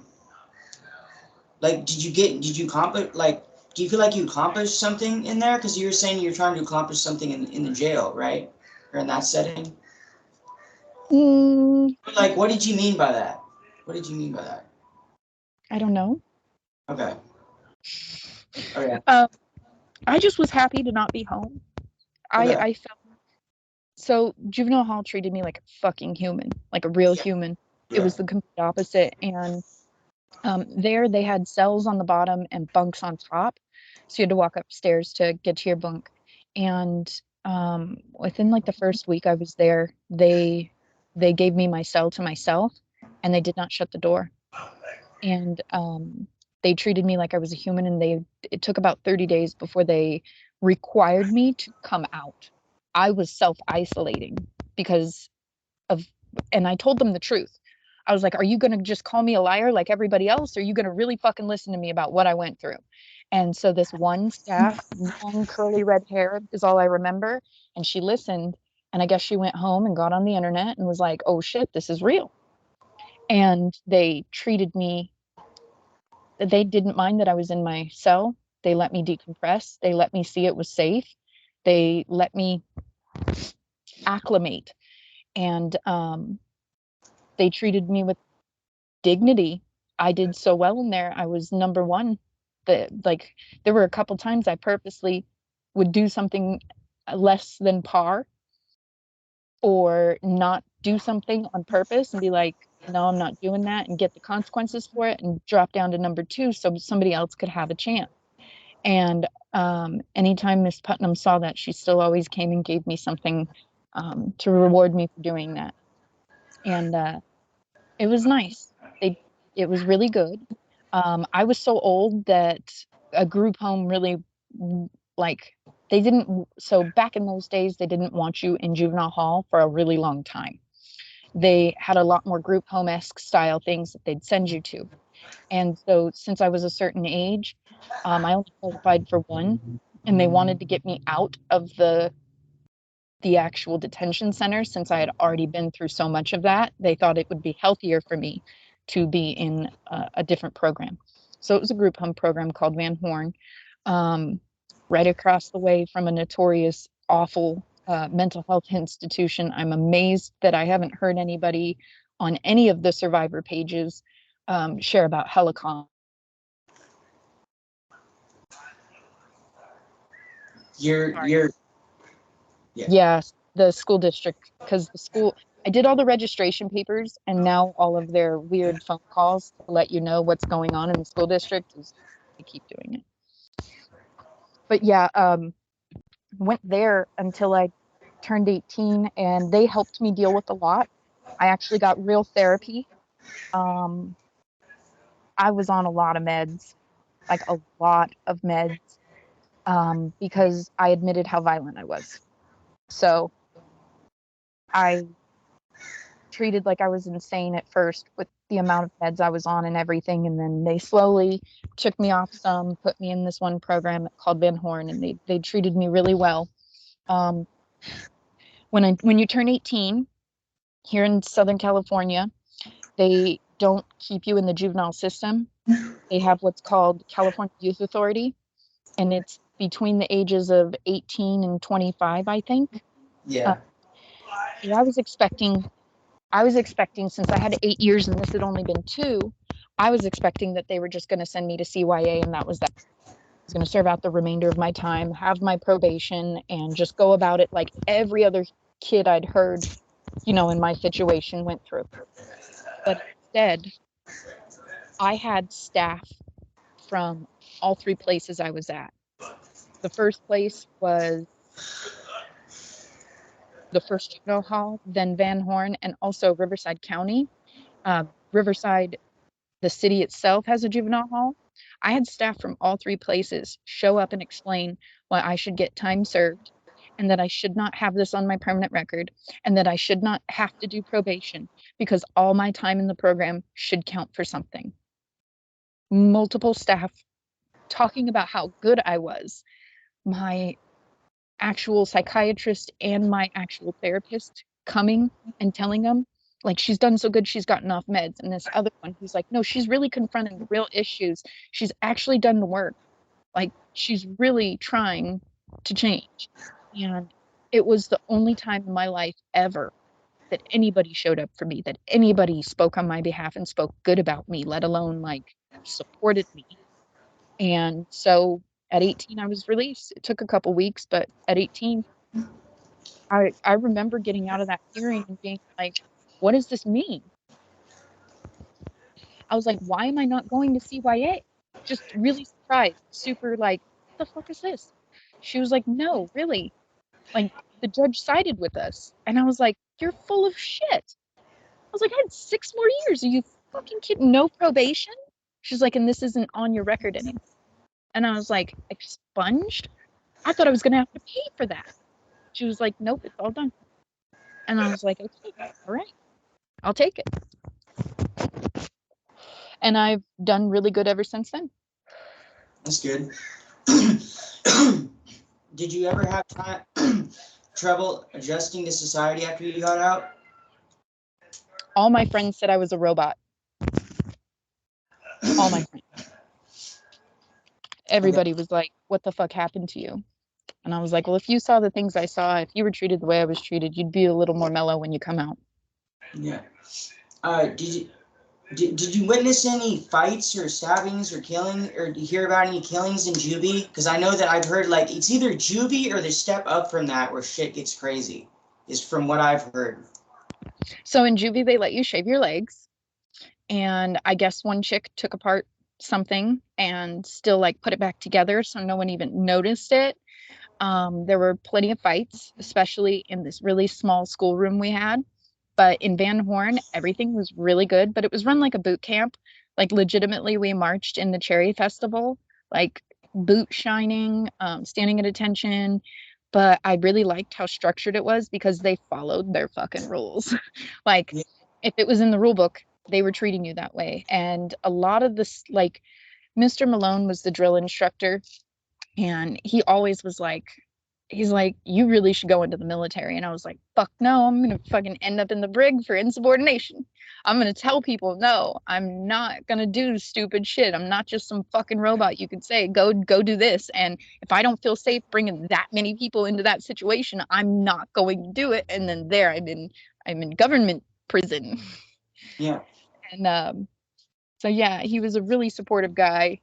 He was he was like, damn it, Bourbonnais, how are you doing this? And I'm like, I was in Mexico and Jamaica. It's 10 times worse.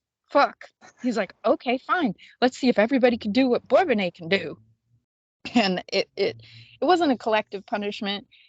He never went over the time that we had to do PT, but he made it hard to push us, and he did it respectfully, and he did it like he may have been yelling, but he was so motivational.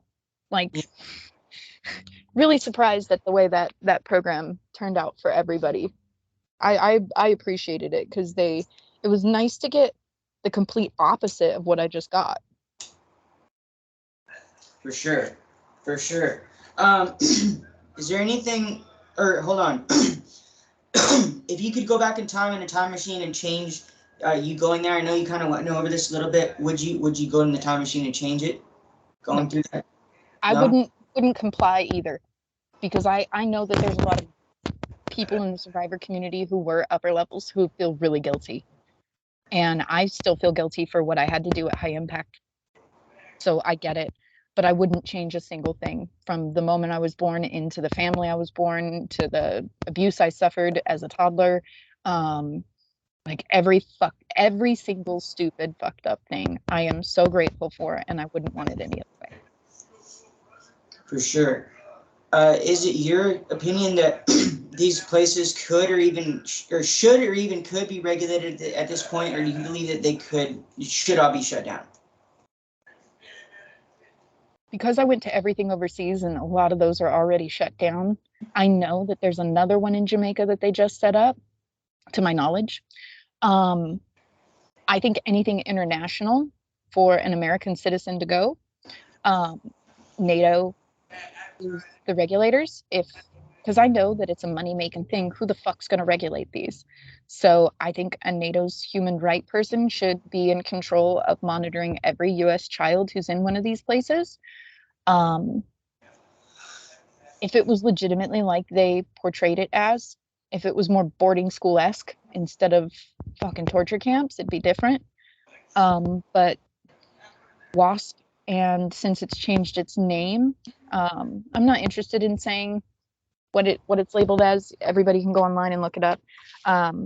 It's just every time I mention their new name, I get a cool LinkedIn thing by a weird attorney. And so I try my best to think about names. I don't care if I'm naming Jade Robinson, Miguel, or JK, because they deserve to be called by name. They actually were legally running those, even on books. So can't really get me for factual statements. But yeah, no, they're still real and they're still full of money. And it's hard to think about them being properly regulated because there's so many, the way the program's designed, like any place that tells you can't talk to your kid, red flag. Why isn't that regulated? Any place that does attack therapy, like if it was being regulated, do you really think that they'd use those tactics? Yes, there'd still be other things, but I get that, there's nothing perfect. There's always going to be someone who finds some leeway, some loopholes, some bullshit to manipulate it and make it worse. But me personally, I know this sounds fucked up, but like the state-run programs treated me better. So if it was run by the state and not something federal, I'd feel a lot better about it. But at the same time, like state regulations can switch from a border to a border. There's going to be 51 different loopholes that they can jump through. So. Okay. And so I say yes, they could be regulated, but in my opinion, nothing outside of the country for an American child. I think that is that's a human rights violation, in my opinion, to not have the child have a say on if they stay in the country or not. Because being shot at by Jamaicans because I had to go to the doctor because I couldn't hold in my pee. Yeah. If a kid doesn't get a say, no. And they shouldn't be able to manipulate the child into it. I don't think anything overseas should happen. I know that these places should not technically exist, but I understand they always will. So state regulations are important. But I think NATO for human rights violations, be it American kids in an American facility or American kids in a different country's facility. There's proof that human rights violations have been broken here in America and outside of America. Those are the people who should be looking over it then, the people who are specialized in it. Yeah. Anything else you want people to know about these places? Just want people to know in general? Like I said, any place that legitimately reads your mail, um, manipulates you without access to your child, that is a red flag. If you do not have access to your child, then I suggest you give them up to the state, because the state did better for me. Okay. Anything else? Not really. I mean, if I can ever sue Jade Robinson, Miguel, or JK, I will be telling everybody about it, because trust me, I really don't like these medical bills. I really don't like these therapy bills. And someone should have to pay. I just understand that it's unrealistic now, which it shouldn't be. I don't understand why these places aren't having more issues. Their intention was to break you, and they broke a lot of people. If you've watched enough of these episodes, you know how many, like what the statistics are. There's a bunch of girls that I know are past that sucks because they couldn't do what I did. And I don't fucking blame them. This is healing from all this is really fucking hard. I can't even stand on a step stool without seeing Valerie's face. Yeah. I struggle with so much. And it's not, I think the hardest part is that they were no better than home. And if Yeah. these are some posh kids with parents with deep pockets, I highly doubt they had a home like mine. And I know they're not being run like they are from my day and age, but the tactics, they're just as bad. These seminars are unreasonable. Like hearing about some of the things that you guys remember about seminars, I've had little flashes here and there, but like nothing more than a couple seconds, and then my brain's just like, fuck no, we're not going there. Yeah. Like to actually never be able to access that memory again. And I was there for almost 2 years. That's multiple different seminars I had to redo over and over and over just to pass. And my brain won't let me access those memories. That's a pretty big red flag. Yeah. Yeah. They definitely were fucking crazy. They were like, and legitimately, there were staff there who enjoyed what they did. Yeah. Oh yeah, I know. I don't remember a staff who wasn't like that. I don't remember a family rep that wasn't part of the whole fucking fucked up system that they have. Did they have seminars in High Impact or Jamaica? Okay, so only in Casa and Jamaica. And High Impact, you didn't have school. Like literally, they had you run for an hour, you sit and do worksheets for an hour. You run for an hour, you sit and do worksheets for an hour. And worksheets is just so the 500 worksheets points, you're literally just sitting there in what would be the kind R&R, where your chin is to the ground, your hands are on your thing, you're sitting Indian style kind of thing. And you would just, so then after breakfast, lunch, dinner, there was always exercise. There were always chores, and there was not a moment where you could be still unless you were sitting in worksheets or sleeping. And even sleeping, they fucked with girls. Like I know somebody who was in trouble for playing with herself, and that wasn't the situation. She was trying to rock herself to sleep in High Impact. How many of us who are traumatized by our situation think about doing that? Okay. So these places were awful, and High Impact just dehumanized everything. Like no school. What parent signs up for that? Do they even know? And I mean, yeah, High Impact's been shut down for a long time, but that doesn't mean that. I mean, what if there's one that kids aren't talking about? If High Impact was the way it was, how do they have the program still and not have a place like High Impact? Like, so I heard you and a couple other people who were like, oh yeah, I was threatened to go to TB. And I'm just thinking to myself, like, because I was in Mexico, I was immediately threatened with High Impact. But even in Tranquility Bay, because I refused to do anything. They would threaten to send me back to high impact, and I'd be like, do it. Do it. This is no different than high impact. Do it. What the fuck? And high impact had to get better. I heard later on, like, they served veggies instead of just oatmeal boiled in water, rice boiled in water, and your meal for dinner is they take a whole chicken and dump rice into the water and chicken that they're boiling, and that's it. No salt, no nothing. Like, that's it. And all you had was water.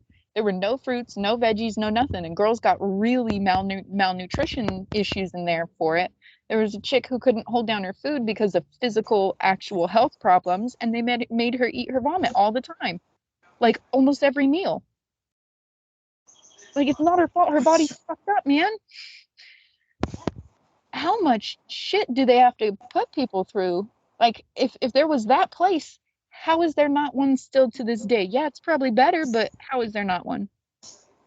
Well, there is. There's a bunch of them still open, and there's one that has a bunch of rape charges and fucking assault charges and a bunch of shit. So I know Miguel was a predator, 100%. I've heard there is I do believe there's a high impact survivors group, and I've heard stories in there when W.W.A.S.P survivors, before the Paris Hilton thing came out, and it was actually like a really good community. Heard lots of similar stories. It made me feel like I wasn't crazy for the first time in my life when I was like, oh my God, okay, so he really did violate chicks. Miguel really did. Okay, that's why I got that feeling. That's why I felt like I had to do what I had to do.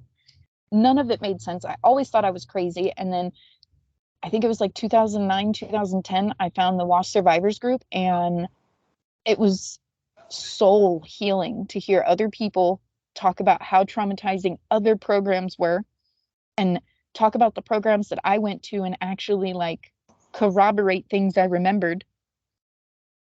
I really don't like that I'm getting memories back. That's not fun. It's unreasonable. I already don't like the ones that I remember.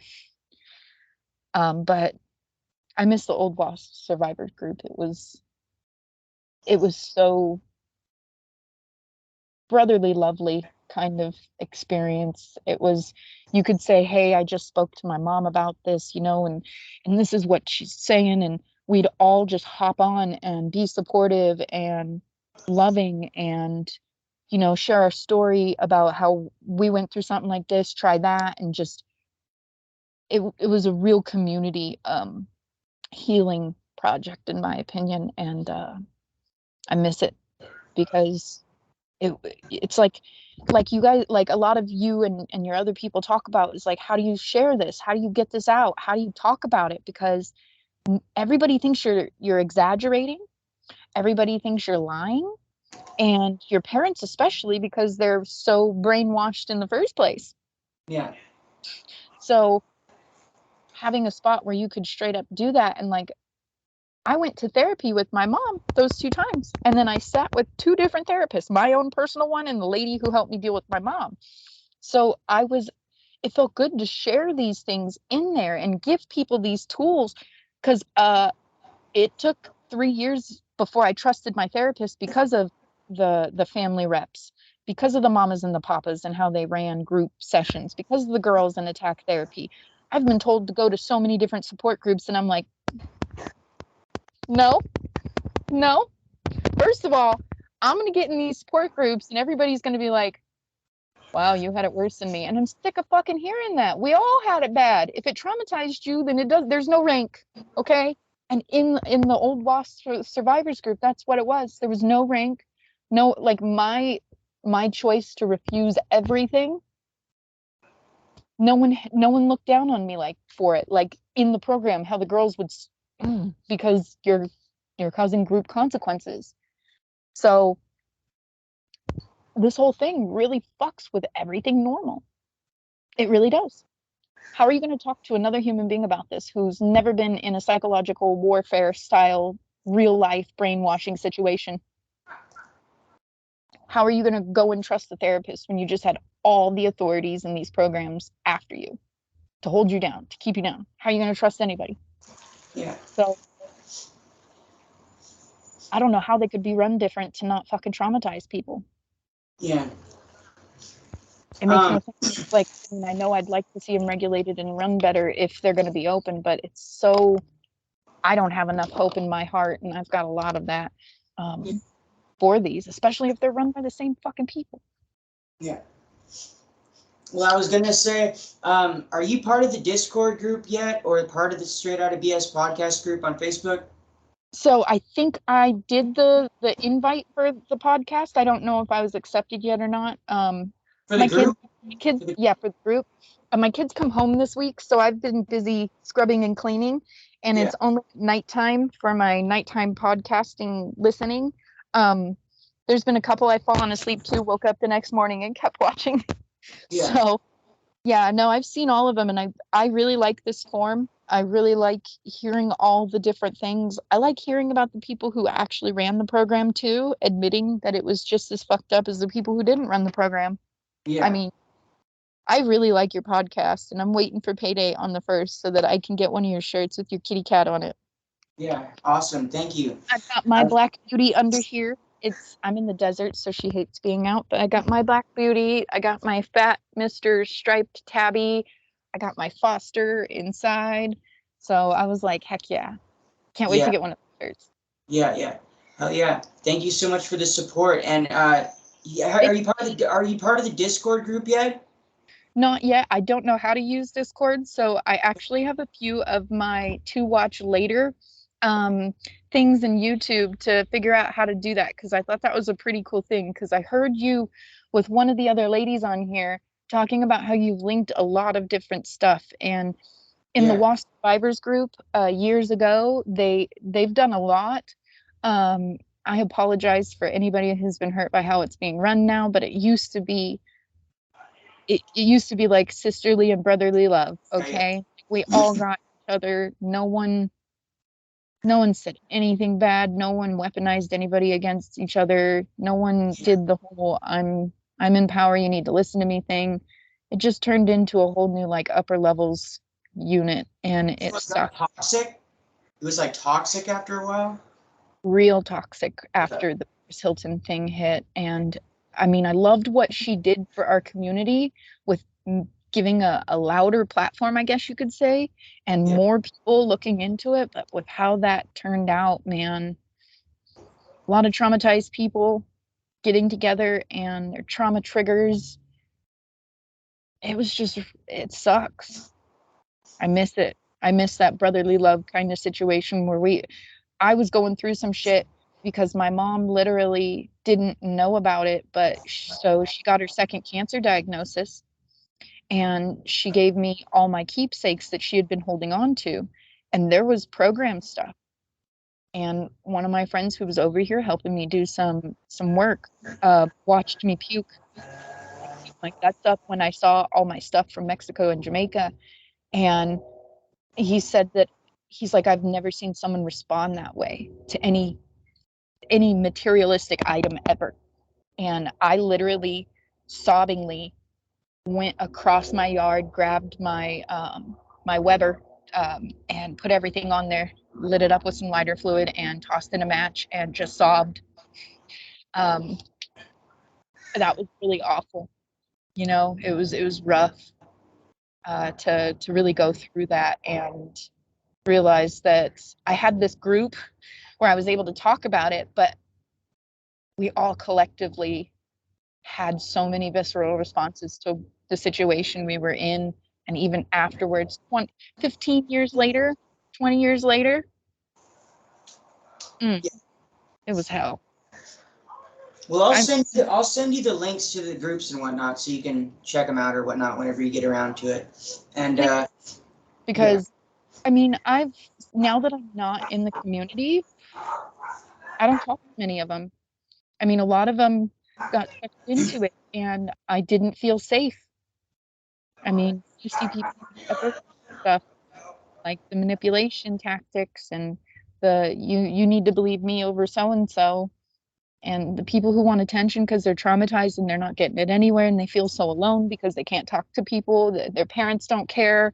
You know, I get I get it, I really do, but it went awful. But yeah, I'd really like another community that actually feels like a community.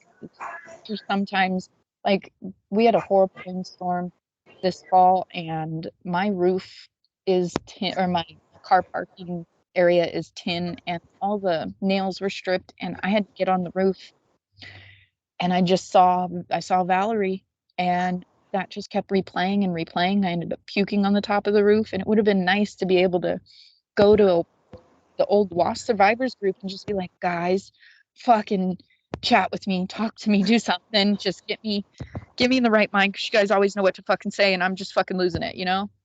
And they'd all just DMs, someone would video chat you.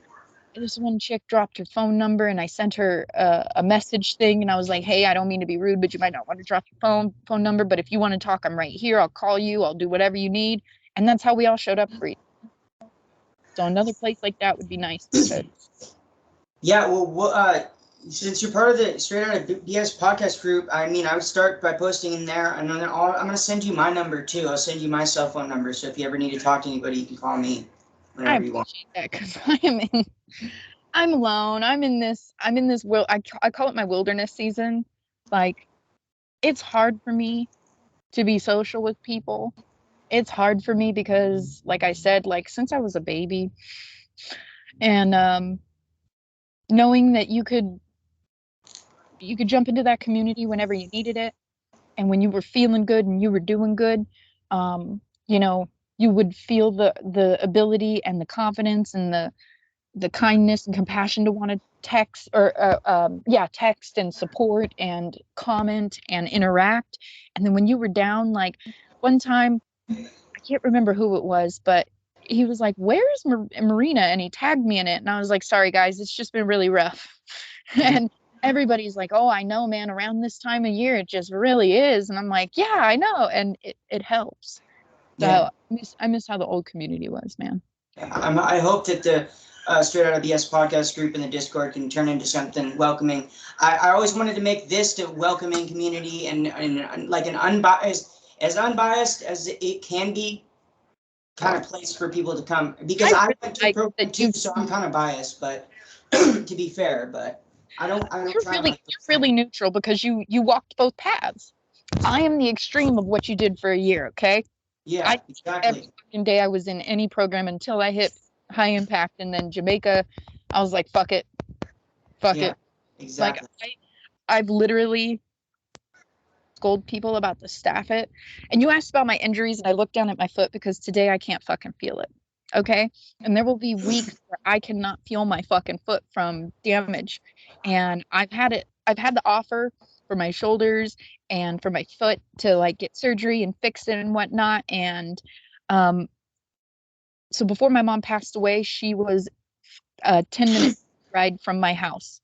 And every time I had a surgery scheduled, she'd all of a sudden find some way to just go and take a random vacation. And she was the only one who could help me, and she knew it. And so I always had to cancel, and I never could get the repairs done on my body. And because she was the only person I literally had to help me with the kids. And yeah, I have fucked off a lot. So I keep making a joke. I'm like, I just want to amputate it, put it in a jar, and decorate the jar, um, and get a little fake one, and just have a wasp etched on there, and have staff it on it. Because that's like the ultimate staff correct. Literally just chop off my foot. I don't need it fixed. You guys do it. You do it yourself. Just give me one of those fake little thingies, and let me put a wasp on it and put staff it. Like, I literally would get a staff it tattoo if I hadn't seen the vitriol from the community at one point. It was so 50-50. Like, there were half of us who were like, fuck yeah, that's awesome. And the other half of the group that was like, dude, I'd get a tattoo like that. I'd get a tattoo like that. That'd be badass. Fuck, man, I lived on staff it. That shit makes me feel better. Like, put like, if you know, like IYK and K or whatever underneath that. That'd be perfect. Shit. Do you live? My foot is numb. I really think about getting the foot tattoo and just pissing everybody in there off, because you can see I'm tatted, okay? And the worst one was this. My Yeah. hand literally was like this swollen. I couldn't curl my fingers, but this I fell asleep for. Okay. And this is pretty bad, the fucking collarbone. But if you get up here, it's so close to your eardrum. It like I had ringing in my ears for a few days, but he was a heavy-handed dude who did this over here. And yeah, I fell asleep. And he wakes me up and he's like, that's fucking disgusting. How the fuck can you sleep? And he's covered and he's like, this was the most painful. And I got my sides done. This was fucking awful. And I'm like, I ran 2,000 laps with a shattered fucking foot. Do you know what my posture was like to make up for that? Like Yeah. for 4 months, I did not stand up straight, put my body right, and I did massive PT. I did more where I had to continue to break wood. I had to, like, yeah, no, 4 months of fucking tormenting my shattered body. I can handle anything now. Yeah, for sure. So do you, I just have a couple more questions. So do you, so are the baby daddies in the life, are in your life right now? Like, is there a father around? Like, is it just you? Cause I want to make like a GoFundMe for you or something like that. Cause I have a couple friends that maybe could So potentially. check this out. So check this out. My lifestyle, okay, I don't mean to get religious if that's what someone's going to see this as. This is my spiritual testimony. Yeah. Um, I literally come from lower class. I come from poverty. My mom had no help. My dad paid child support until he died, had it taken out of his disability check. Okay. No one pays child support for me. I work from home and I make really good money for living in California. Like I always have a couple hundred left over from each paycheck. Um, it's just hard because it's only me and I have nobody in town to help me. So I'm super mom because that's what I feel like God really has treated me like a fucking saint.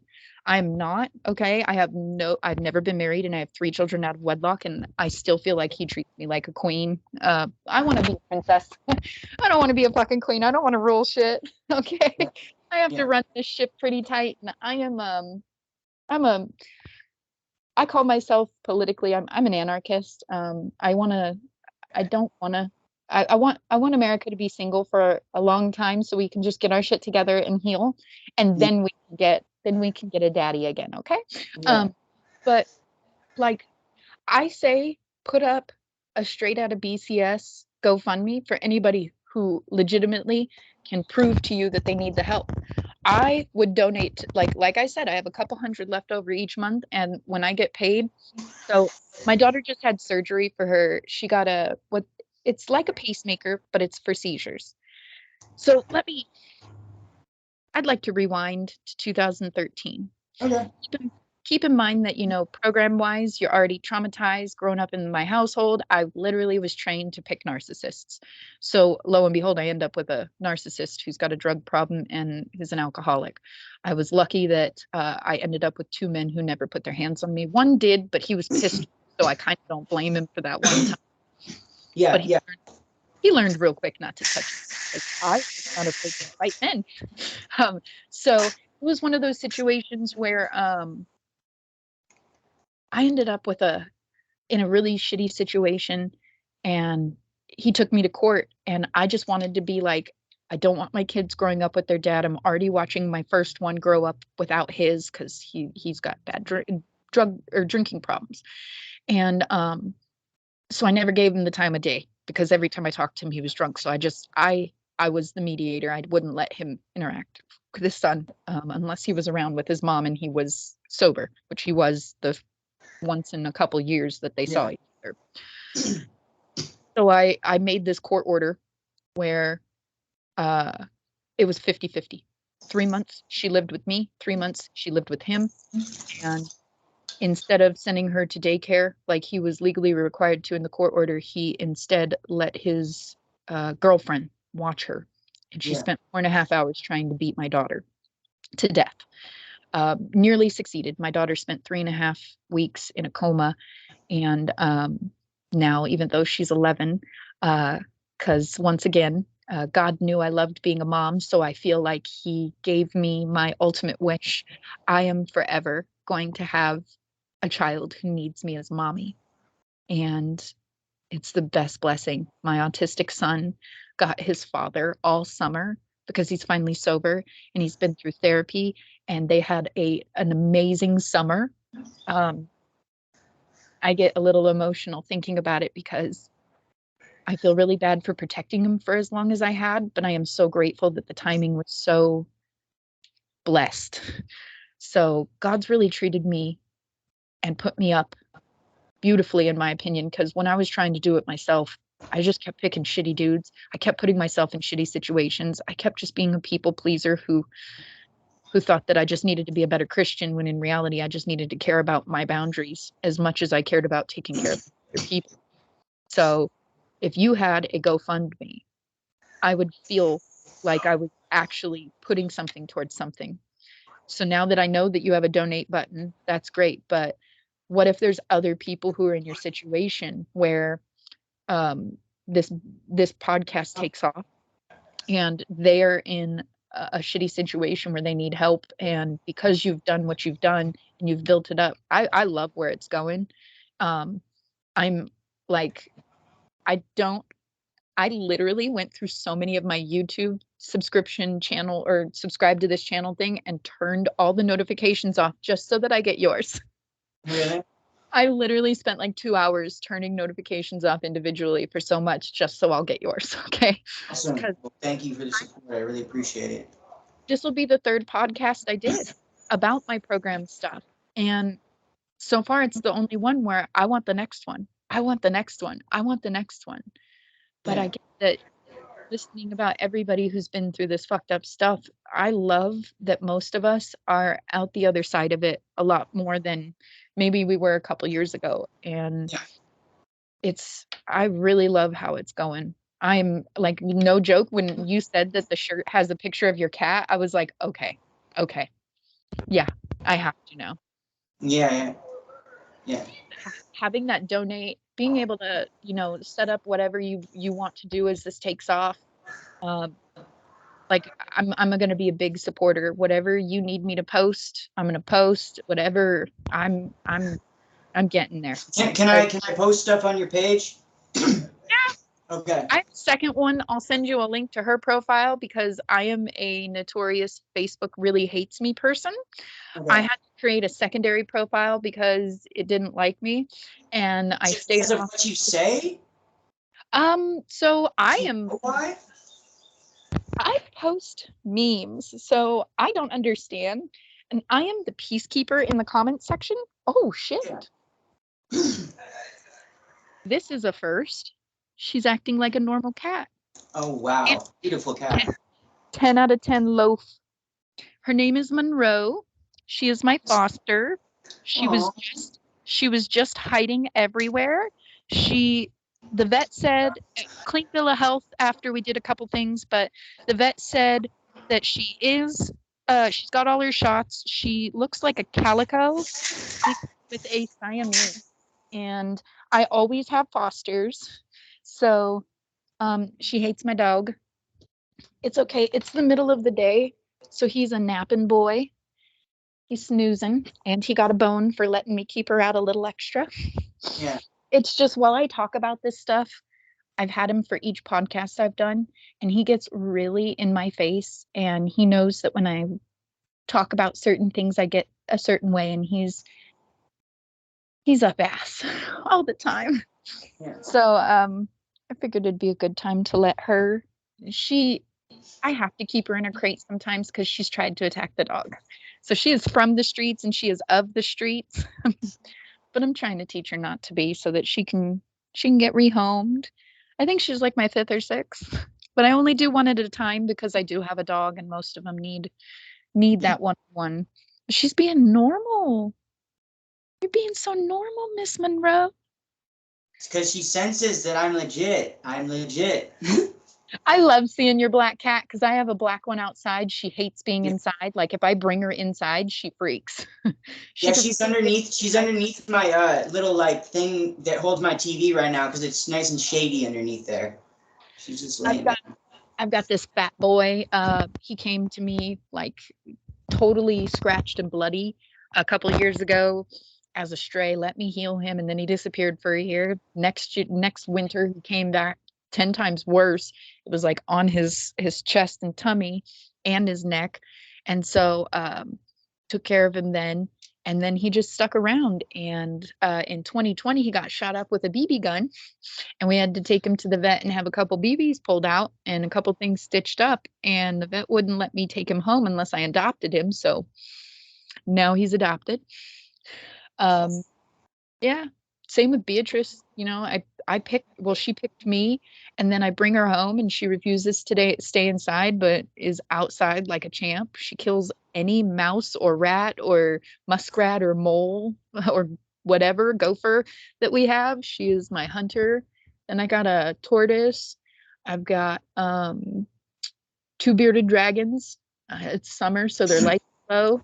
So he's a little grayish mad for not getting all the full UV, but his cage was 95 this morning, and I was like, okay, we have to shade you up a little, bro. Yeah. Built for it, but come on. Yeah.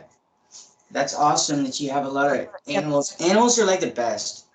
For animals over humans, and they have done a lot for teaching me how to like re-assimilate and heal. Um, I don't know why I got onto this subject. I'm ADHD. I have OCD. I was born ADHD too. So.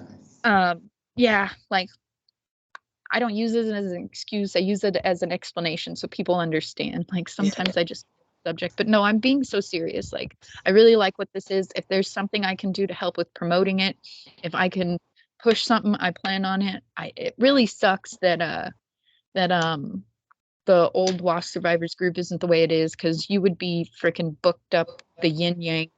A lot of us, a lot of us like we still have they still, I don't. I cut my family off, and I've never had this kind of feeling of safety my entire I'll be 37 this year. So uh when my mom died in 2020, I cut my sisters off, and I've never felt safe. I've never had this much healing in my life, and I've been to therapy for a long time, but kicking the abusers out of my life was amazing, and it started healing me, and I started parenting better, and then my kids started working the same kind of like, oh wow, mom's really changing, I'm going to get my shit together. And like my oldest is autistic, Abigail with her handicaps and that fucked up situation. Yeah, that and then my youngest, she's ADHD. Like literally God gave me my youngest as an identical version of what I was as a kid, but I get to like raise her up better. I get the kind of parent that she should, or like little girl Marina should have had. And so like I'm not joking when I say I've got it really, really good here. I really see how God probably was like, you know what? You've had it hard enough. I'm gonna give you some cushiness, because who the hell doesn't have to show up to a 9 to 5 and make about 6 G's a month in Southern California, staying at home, doing stuff online? I mean, like, I feel like he really set me up nicely, because he saw that I stuck to it. I know I could have been an addict. I look at all my statistics. Okay, so I grew up the way I grew up. That's why I asked. That's why I had to ask. I grew up the way I grew up. So I should be beating my kids like my mom beat me. I should be fucking with their heads like she fucked with me. I was sexually accosted, so I should be, in either a domestic violence relationship. Someone, I should be like a little more groomed, and I should be like a sex worker is a high statistic that the younger you are introduced to it, the more likely you are to sell it. And I was a stripper for about 2-3 years. But I didn't mind showing my titties, because who doesn't like titties? I mean, even babies love titties, so I'm cool with that, but nothing else. Yeah. So after a while, if it wasn't for the abusive ex I was with, I probably would still be a stripper, because I miss that money. But I like how God was like, you don't have to show anybody your boobs anymore. I got a better job for you. And then not only that, but it allowed me to go to therapy and avoid therapy, afford my copays. actually be an active parent in my kids' schooling, be an active parent in the 9 different therapies that are across the board for my kids, my other kids' specialist. I've had so much healing that I can trust his dad with him for 3 months in the summer. You know, I feel like I got lucky. I don't have an addiction. I mean, I'm addicted to nicotine, but that's also for health reasons. So I quit last year, and that's when they started to realize that maybe I have an autoimmune blood disorder that is highly linked to having lupus, and it raises my risks for catching leukemia. Thanks, Grandma. Thanks, Grandma Rosemary. Love ya. Cool. Yeah. But whatever, you know, at least I know it, and at least I know I could take some actions here to make my odds better. I mean, I'm a statistical anomaly. I should be this really so I look at it this way. I should be exactly how the chick who's in prison for trying to kill my daughter. I should be exactly where she is. I should have done something like that because my mom beat the ever living crap out of me as a kid. I should really be where she is, and I'm not. Yeah. It's fucking weird, but amazing, and I'm grateful because while I watched the dads get drunk and do their thing, I always envied how they got to escape. Yeah. I literally had to live my triggers and live in survival mode for decades. I lived that way for so long that now that I'm in a more healed and better physical, mental, emotional, and somatic state, Yeah. I miss the old survivor Marina. Like survival mode Marina was a badass bitch. I could have done this a lot better. I'm grateful I'm not in that mental and physical state anymore. But yeah, getting out of that state made the state of my health really apparent. And I quit smoking cigarettes, trying to just keep better myself. And it gave me multiple periods a month, like legitimate ovulating periods. And they said, we need to make sure it's not hormonal, because if you're ovulating, it means your body's going through the cycle and it's all hormonal. Found out that my hormones were not peak when those would happen. And it was only once a month I was actually hormonally at the proper level. So figured out that I've got a blood issue, and without more tests to figure it out, giving me certain medications would mess with me a little too much. And I said, I'd rather smoke cigarettes and go back to smoking cigarettes. I'd rather do that because it gave me a once a month period. So until we figure everything out, I'm just going back to nicotine. Okay. And it's worked. Like So, my so, rheumatologist, so it brings your period back when you smoke nicotine? as long as I'm smoking at least 4 a day, Huh. like as long as I am smoking, the clotting abilities in my body are not triggering me to fully menstruate. Wow. Weird. Interesting. And I'll be really honest, I really liked being a non-smoker. I really liked that. And having to go back into being a smoker, it really it like, I don't know, there's so much brainwashing that going backwards and messing up, it does a lot up here for me. I am the type of person, when I put a goal down, I actually accomplish it.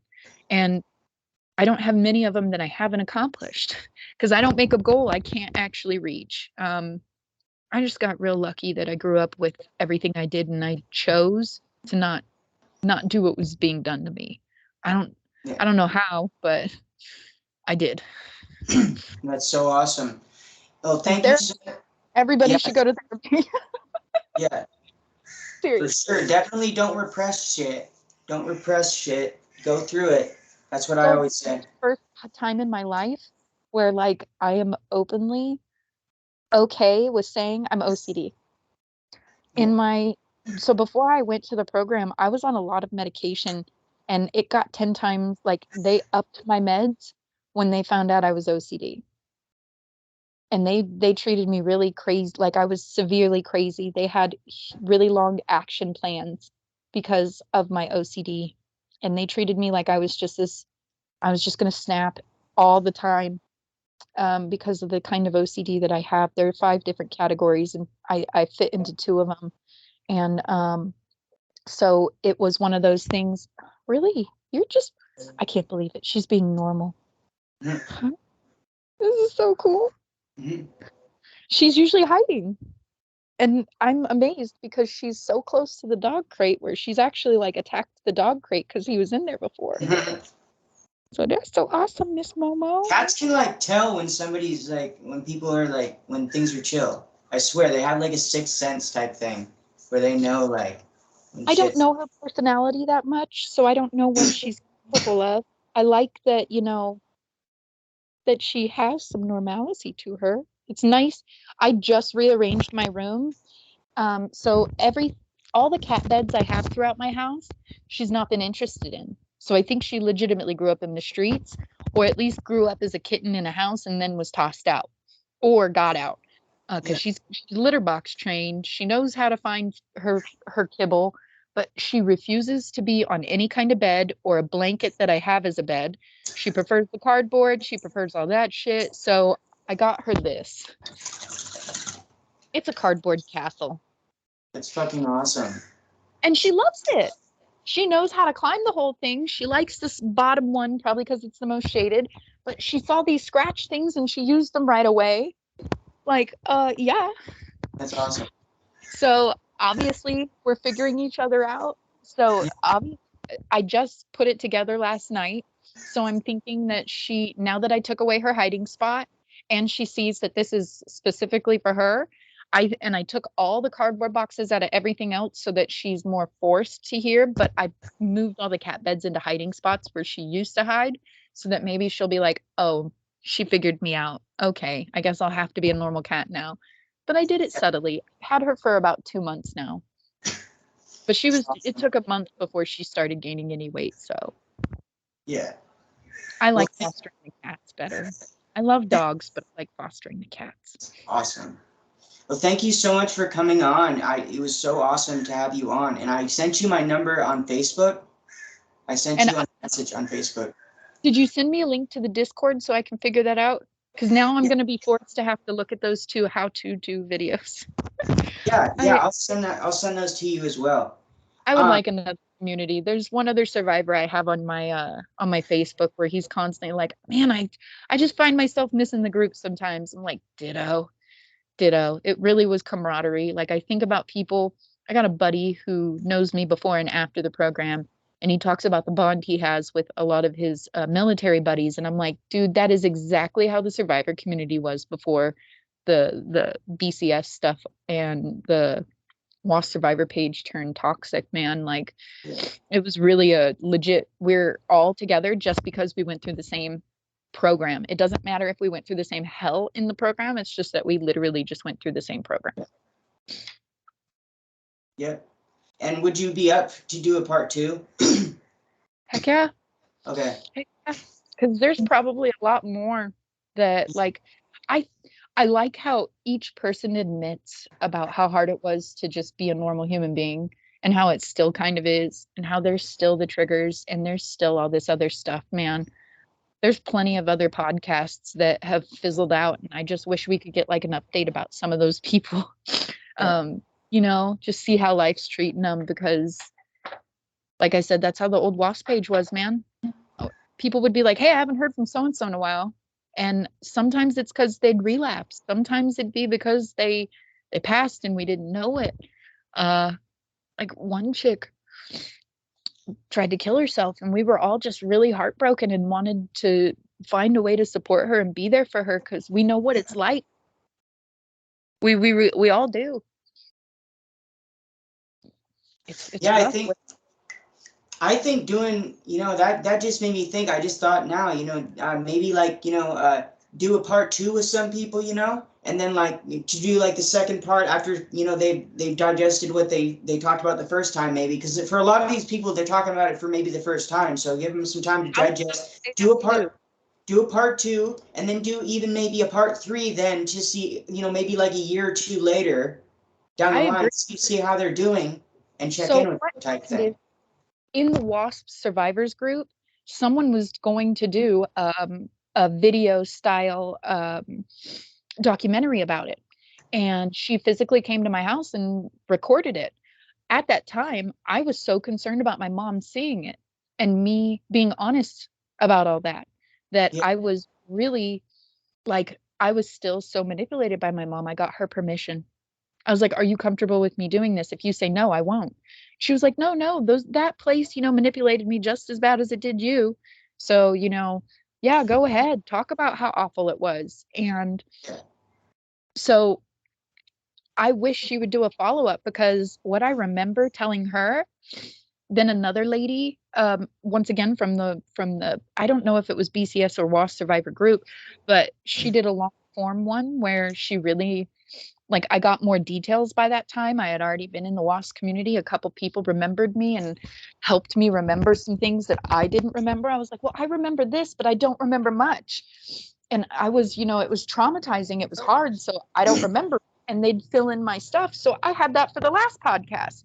And now for this one, compared to where I was mentally, emotionally at that time when I did my first to last one, this being the last, big, big, huge difference. And I can see it and I can feel it. And I know I'm going to have a hard couple days talking about all of this again, but I'm okay with it. I know the cost, so I was willing to pay it up. Like, you talk about how you can feel what our stories, Yeah. do to us, and you can feel that too. I And it's totally like get that. magnified. Mine, it's magnified too, because I'm a huge empath. So am I. So am I. This is going to be a couple days for me to recuperate. Yeah, same. I'm literally charging my vape pen because like, I'm not addicted to weed. I just took a 30-day cleanse from it, but physically, like, my arthritis is rheumatoid. I hate pronouncing that name because I really can't. Like, Yeah. I still mispronunciate rheumatologist, Yeah. and the bitch always corrects me. But that's cool. That's cool. It's one of those things for me where it's going to take me the next couple days to really decompress my heart, mind, body, and soul. And I've healed a lot from this. Like, I've forgiven Jade, Miguel, and Jay, but just because Yeah. I've forgiven them doesn't mean I don't want them held accountable. Yeah. Okay. Yeah. Or at least for them to verbally come out and admit the shit they did Forgive, and don't they forget. treated us. Just, Forgive. I can forgive. My emotions are done. Like, I'm not angry about it anymore. I don't feel guilty for all the refusals I did. Um, all that different shit. Like, I don't feel, I feel bad still in my heart, mind, body, and soul, because correcting another student who's in a traumatizing program, it fucks with your fucking head. Yeah. It really does. And you can't control that. That's outside of your physical, mental, and emotional control until you do enough inner work and you break all that shit down. And that's not easy. Yeah. I literally lost my identity because I was 18 months old. My identity is all this. It Yeah. legitimately is. And that wasn't by my choice. So all of a sudden you break these walls down. What do you fucking do? Like, I'm still trying to figure myself out. I'm still able to say I am without the trauma anymore. Yeah. I know that we all had an I am statement, and I can't really remember it too much. But it was one of those things where my therapist would constantly be like, but who are you, Marina? And I'm like, I know what I'm not. How about that? And he's like, no, I need affirmative, not the opposite. And I was like, you don't understand how traumatizing it is for me to talk about myself like that. Like, you don't get it. And he's like, no, I don't. And I'm trying, but you lost your identity because you're not that victim and you realize you're not. And once my mom passed and I felt safe for the first time, like, it's really discombobulating. I think about the first time I did my first podcast to this one, it's a big difference. And I just hope that everybody can end up here. And it'd be nice to hear, like, some follow-ups. Hey, how's life treating you? How do you feel like your triggers from the program that were affecting you the first time we talked? How do you feel like they're doing now? And just something like that. It'd be nice to make sure that everybody's still doing good, because we really are a camaraderie of survivors, and I would love for it to be that way again. Awesome. Hell yeah. Well, I intend to do everything I can to make that happen. And thank you so much again for coming on and sharing your story. We'll definitely do a part 2 for sure. Awesome. This is fucking awesome. Literally, the viewers are gonna love this. Literally, like they love these long videos. They love these long videos. I cannot wait for the day that I could get on here and tell you guys that I got up on something and I didn't see her fucking face. I don't know if that's ever going to happen, but the fact that there's hope that I can actually someday speak to the same audience and be like, I finally got over it. I can stand on a step stool and I'm not freaking out inside, you know? Yeah. I would really like that opportunity. I'd love to hear it for other people too. Also, I just want to know, I have a feeling that when this video drops, people are going to be, really supportive, especially like, I know for a fact they're going to be supportive here because I actually filter out every single comment, like pretty much. So yeah, I'll know if something's like, not that people can't have another issue, not that people can't have an opinion. I don't give a fuck about that. But if you're directly attacking them or being like, no, it didn't happen the way that you're saying it is, how the fuck do you know? You weren't there. Are you ready for this? So I have had like I did not remember what I freaked out about in the mess hall that one time in Tranquility Bay.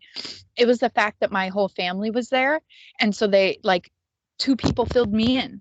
Okay, so yeah, I may not remember things detail by detail. I remember everything with Valerie, so fuck off on that one. But I also don't get offended when someone tells me that I'm lying because I do know my truths. So I'm not worried about anybody else who doesn't believe it. Like I've been told so many times about my high impact stuff and how I shattered my foot and how no one took care of me. And this is just normal people who've never been to W.W.A.S.P. I've had all of them tell me that I'm crazy.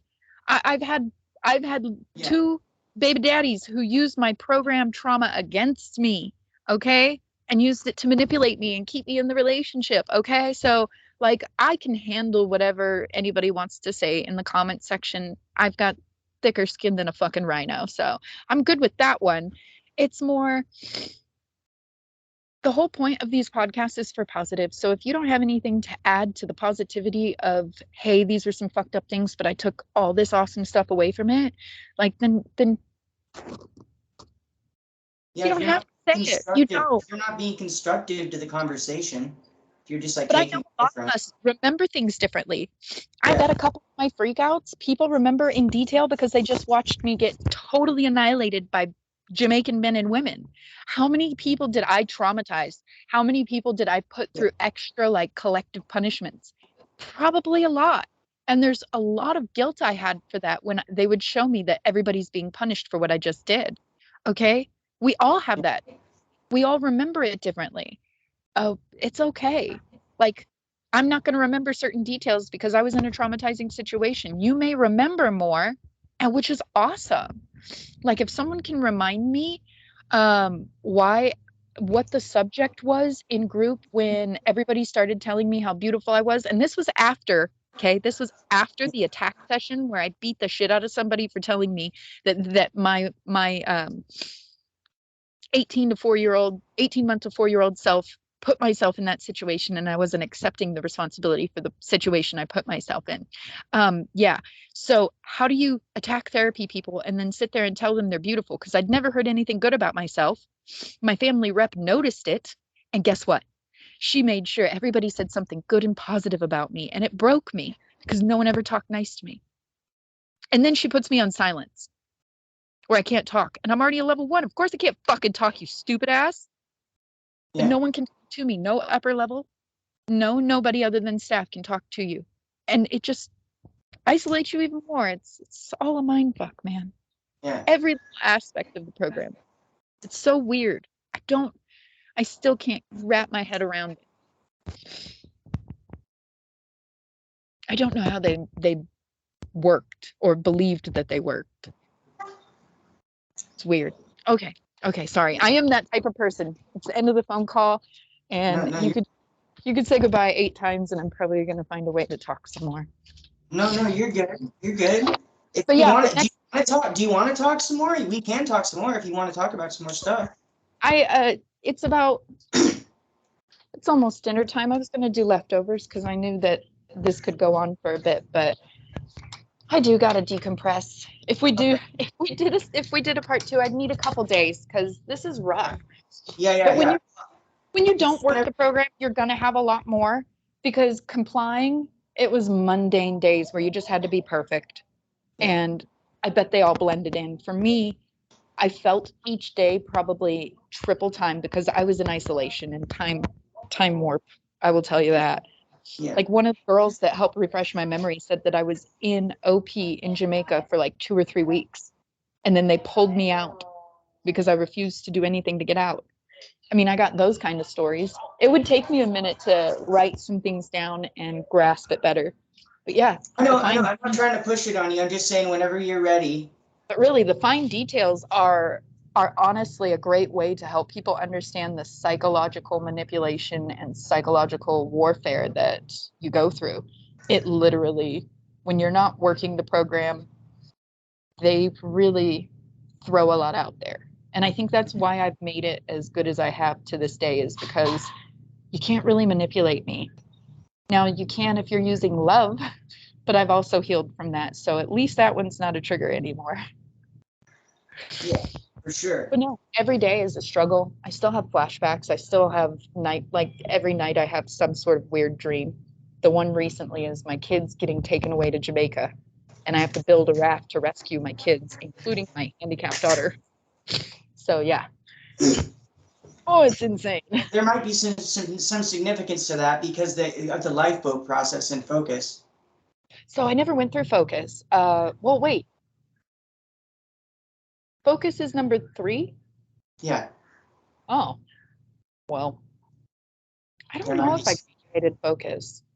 Like I said, my seminars time, I would have to really deal with the headache to pull those memories out, because That would be trust me, like the lipo process is like the pinnacle. It's like the one process that everybody that I've talked to talks about when they. So, but I'm only saying that because you said a boat. yeah, no, I have to So build there a might be raft. I significance have to to that. build a raft, and my son is literally playing lookout. My 8-year-old daughter is comforting my handicapped daughter, and I am on the beach literally tying a raft lifeboat thing together to get them off in the little bay that I used to look out and get category whatevers for looking out of the window at the bay. So Well, lifeboat process, you have to save I think you have to pick a very small amount of people to save on the lifeboat. oh, well, no wonder why I picked my kids. But no, literally, my kids are taken away, and I am a giant hopping from island to island till I get to Jamaica. Did some swimming, but I was like literally, and then when I get onto the beach, right where the place is, I shrink down to my little, and now I have to go in there and deal with staff. Mama Precious, Mama Bolton, Mama Bailey. Oh, those 3 women. Oh, I appreciate that they did their job probably to the best of their ability, but they were cruel and they knew it. I wish that like I could talk to some staff. I would love to talk to Miss Elizabeth. Gosh, I don't think she realized how traumatized I was. I don't think she realized who she was dealing with when she got involved with communicating with my mom.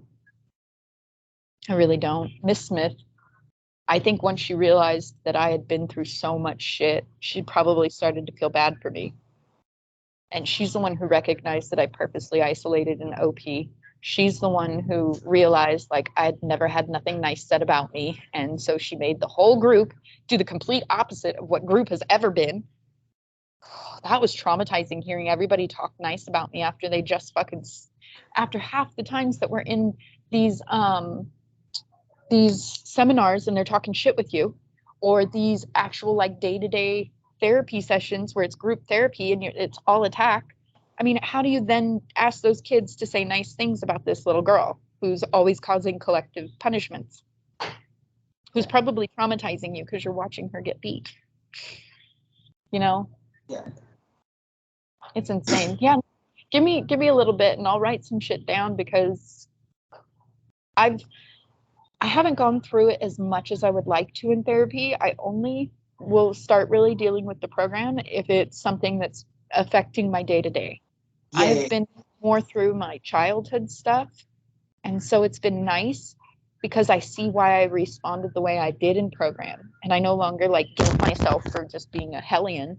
I actually have found compassion for the little teenager Marina inside of me, who felt like that was best and did it really good and still made it out to make the adult Marina I am. Thank the fucking Lord. I don't know how. I always say that it has to be God, because I'm not joking. Like, I would love to be an addict, and I would love to would love to escape, but at the same time, not at the cost of my kids, so I get that. But at the same time, like, I see how many people, what did you do? You know what I mean? Like, you see what it costs, and you see it as a young kid. It's okay. Well, why'd you have me fix it? Can you pick it up and put it away, please? That's not safe. So where do we put it? On the floor? No, we put it back in the kitchen stuff. Can you put it back in the drawer where it belongs? Please? She's off. And just walks off. She's like, no, I'm not going to pick it up. Excuse me, I need to go now. Yeah. No, I would have to say that there's a lot of other traumas, but I really put myself in those situations because of how I was raised and more what the program did. So if it wasn't for juvie, I don't think I would have had a chance. I definitely would have to say not having the freedom between 16 and 18 to be on the streets is probably what saved my life. The fact that juvie and Van Horn were so constructive and good, because I'm that's honestly the biggest come up, was that I didn't have to stay at my mom's. I didn't have to run the streets. I was fully taken care of, and it was better than my mom treated me. I'm still tripping how juvenile, like, state-run programs like juvenile hall and their state-run safe houses, or whatever that boardings, or what are the group homes, something. I don't remember what they called that place, but like, they always said you're free to go, but we're gonna pick you up and take you to juvenile hall. So and plenty of people walked out. I do remember that. You just ended up and spent your time in a cell or in a bunk in a like jail. I've visited people in jail. I've visited people in bad situations, so I get it. But yeah, no, and when they all showed up for me, that was weird. Like, no one in my life, except for maybe like one or two upper levels, who just wanted to stop watching me get beat. That was a big change, where I was like, this is kind of weird that everybody who's just been around me for 2 years is saying I'm doing good and everything's awesome. Okay, a little weird. I like it. I'm cool with that, but a little weird. Just a little weird. Just a little. And it was. I mean, my mom never cared. My sisters never cared. My dad only when he was sober and clean. Then straight off to other places of really horrible, horrible things. Well, take it at your own pace. Just take it at your own pace, and then we'll do it whenever. Get some shit down and try and remember it, because my Casa time, I've got a couple things from there that I would love to retouch up on. I guess I would like to go through my I don't know where that'd be. Probably on my external hard drive, I have some screenshots from the W.W.A.S.P survivors group back in the day, where this one dude was an upper level and he'd help in the kitchen, and he said something about the meat on the box saying not good for human consumption. So I'm guessing they gave us livestock style meat. I know you have another chick from Casa who explains how, like, the whole place got sick. There were a lot of different things that were definitely the mind fuck of not being able to speak English. Well, you figure out what they're saying real quick. You figure out the language real quick when that's how you survive. Yeah. So, no, there's a couple things that I definitely could. I really don't want to talk anymore about high impact. Yeah. I like keeping it as simple as that. We all know what Miguel was. We all know that every staff over there was not all right. Thank God it shut down, and that's about it. Yeah. But Mexico and Jamaica, without the child protection laws, a lot went awry. I have a buddy here in town who went to Casa. I'll have to hit him up. Yeah. Send him my way if he wants to tell a story. Fuck yeah. Oh yeah. For sure. Thank you so much for coming on and sharing your story. And I message you my number. I'm going to message you the Discord and all the links here. And just as soon as I get off this. And then, yeah. Because I'm going to have a couple beers and relax because I can feel it in my tummy and chest right now. For sure. I appreciate it. I really do. And I really appreciate every episode I've seen. I really appreciate everybody getting on here and just being real. It's nice to see that there's still some of us, because after the way that group went, it's nice to find something that feels like that camaraderie again. So I really appreciate it, man. And I can't wait. I get paid on the 1st, and so I'm getting one of those shirts with your cat on the back. Okay. I don't care if nobody gets it. I will finally get to talk about it.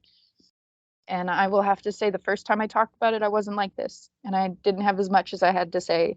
And just get brave. Don't be afraid to talk about it, because we really do need to understand everybody's perspective, both sides, not just the good, not just the bad, but all the in between, the long-term effects, because they're real. Yeah. They're real. For sure, for sure. All right. Have a great week, man. Yeah, you have a wonderful week. All right. Take care. Bye. Bye.